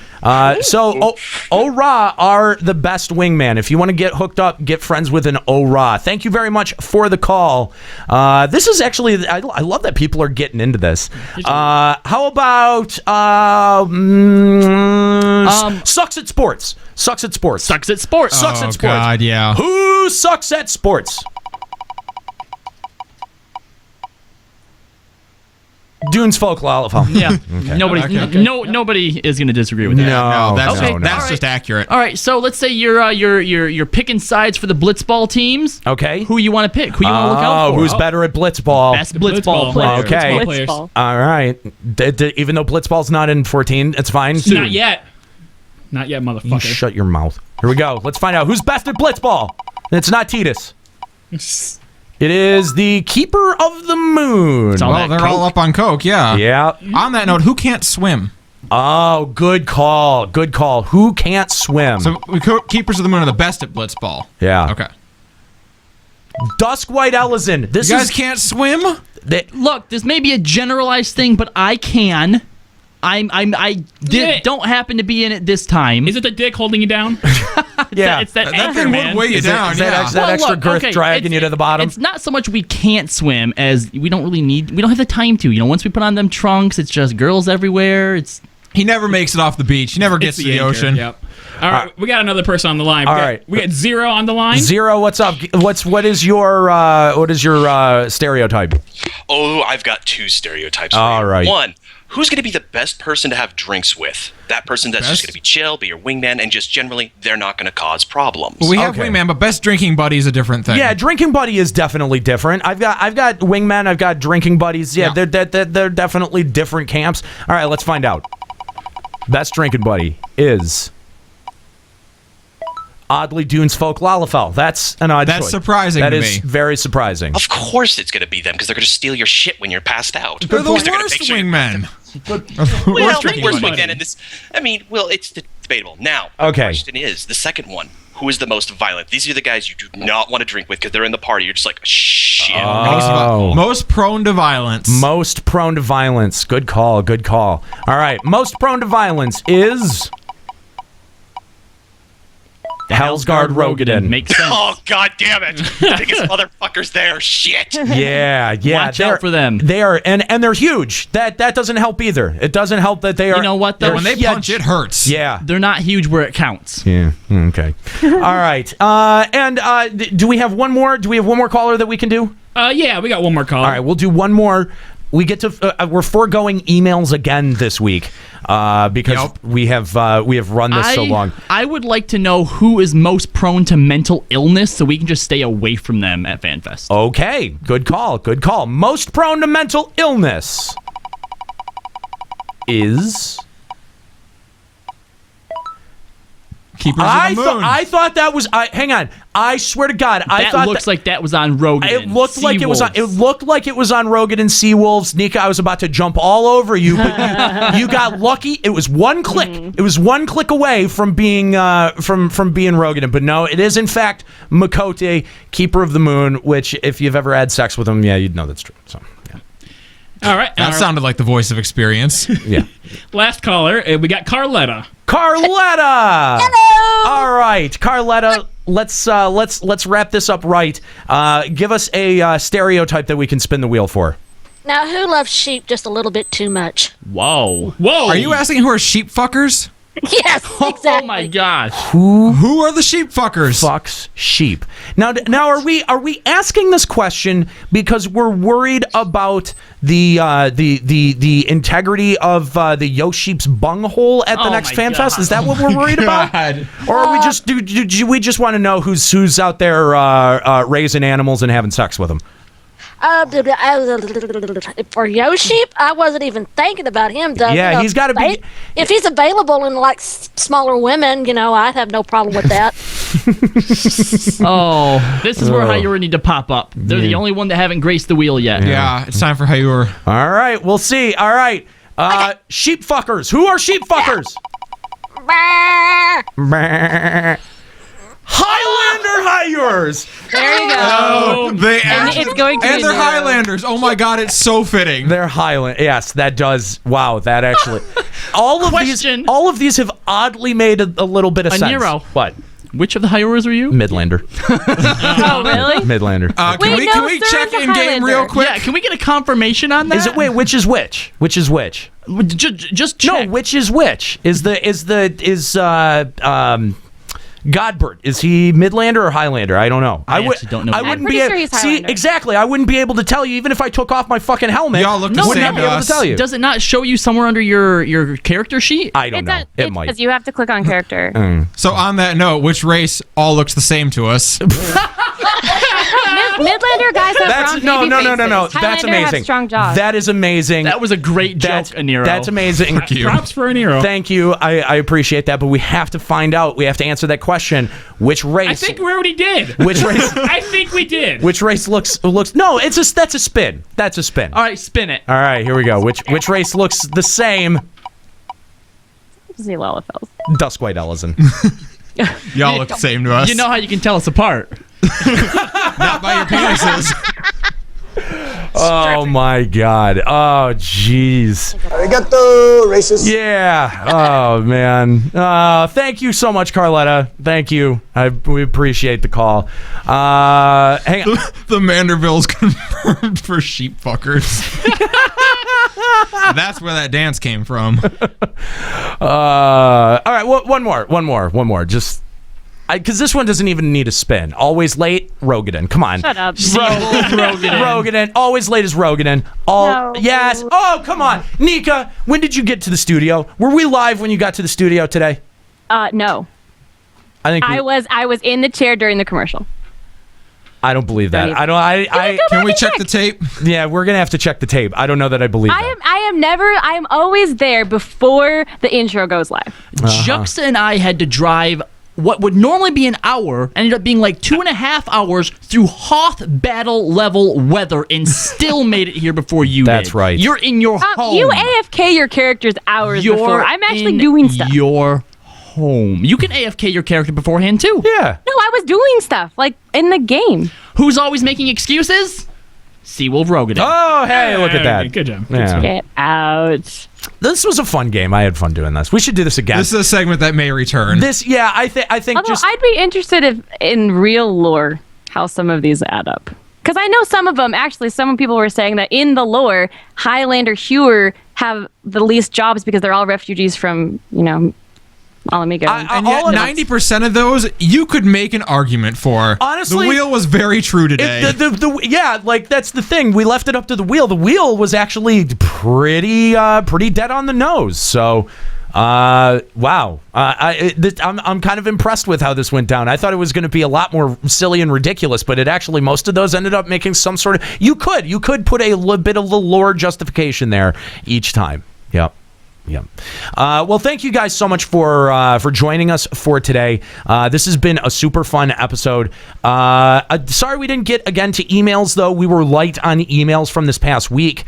So not that big of a loss. And we'll I'm sure that we'll have to find stuff to talk about next week. So thank you guys for all of your calls, for hanging out, for limit breaking music, and for of course checking out the show. Now, the thing is that there's 297 of you, and I just need all of your bit of attention for just a few minutes, okay? Because what's going to happen is we're going to wrap up this show, and then we're going to kick it to a little bit of music for a second, and we're going to host Final Encountercast, which is our other show that we're going to start over at 6. Now, the reason that I want all of you to join us over at Final Encountercast is not just because our numbers will look really good for that show, but it's also because we're going to have a really important discussion on the show today.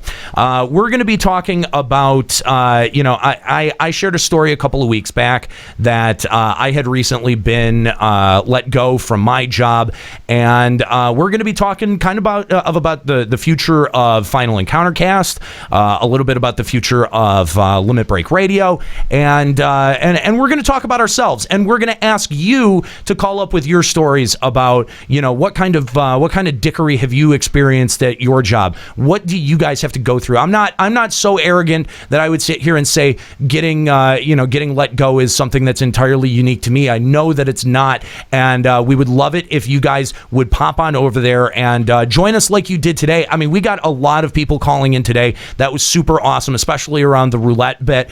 If we could have just as many people calling in and sharing stories from their work or their job, that would be totally awesome. And that's all starting at 6 over at twitch.tv/Final Encountercast. You can stay right here. A host is going to go out right after this wraps up, but just go over there, hang out with the music, and get ready, because this is going to be an interesting conversation. I struggled whether to have this conversation on LBR because it does.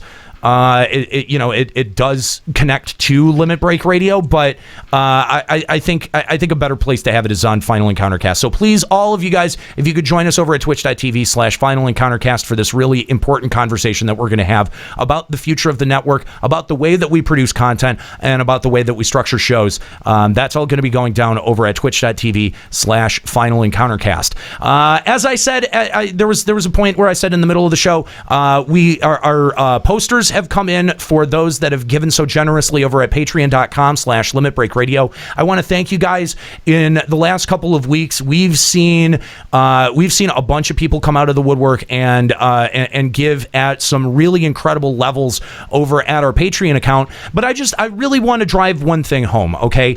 It's that, a lot of people think that just $1 a month, that's not really going to make a difference, and maybe they'd pop a sub over here on Twitch instead or whatever, or they're looking at $5 a month and they're just like, man, I can't swing that with my budget. And we get it. Like, we wouldn't want you to go broke supporting Limit Break Radio. We get that you like Limit Break Radio, and we want you to continue to like Limit Break Radio, and we want you to continue to support it, of course. But the thing is that we would never ask you for more money than you can reasonably spend. Now, here's the thing. 15, 17, 25,000 people download this show each and every single week, okay? 7 days. That's all you get between episodes to be able to listen to what we put out.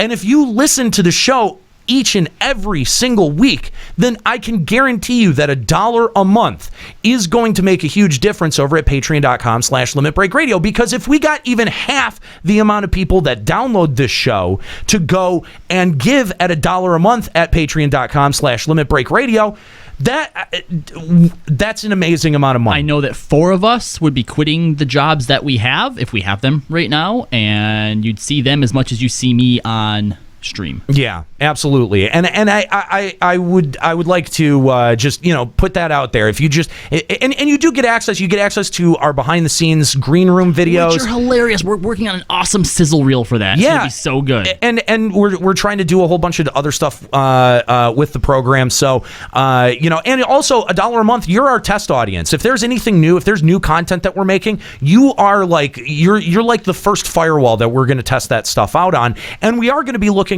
at some options to make some other kinds of content as well. So we're going to talk a lot more about that at Final Encountercast side. So please, everyone, join us, twitch.tv/Final Encountercast. It's starting at 6, which means that we got to get out of here so that we have a little bit of a break to rest our voices in between the show. Thank you guys so much for hanging out today. I want to thank my co-hosts, of course, Juxtaposition, Kalo Landis, Nika Kayanian, and Ascalia Ryumasa. I'm an Eero. Keep listening.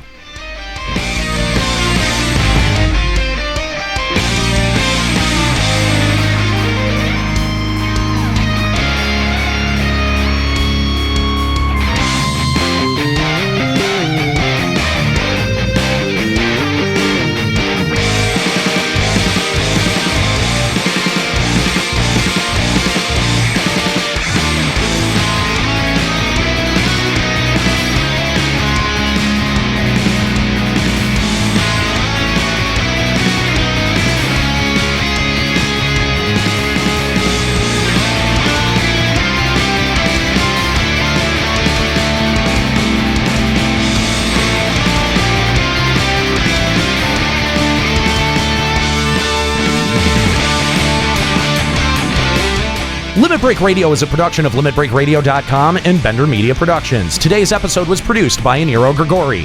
Final Fantasy XIV and Eorzea are trademarks of Square Enix. Funding for Limit Break Radio is provided by Miri Kennett, Captain Failboat, Zurian Urexin, Azura Giacho, Bianca Forwind, Kalina Ashsaber, and fellow Limit Break Radio listeners. To support Limit Break Radio, visit patreon.com/limitbreakradio. Opening music in this episode from Daniel Lambie. Listen to Man with the Machine Gun and other great tracks at facebook.com/Daniel Lambie Metal Gamer.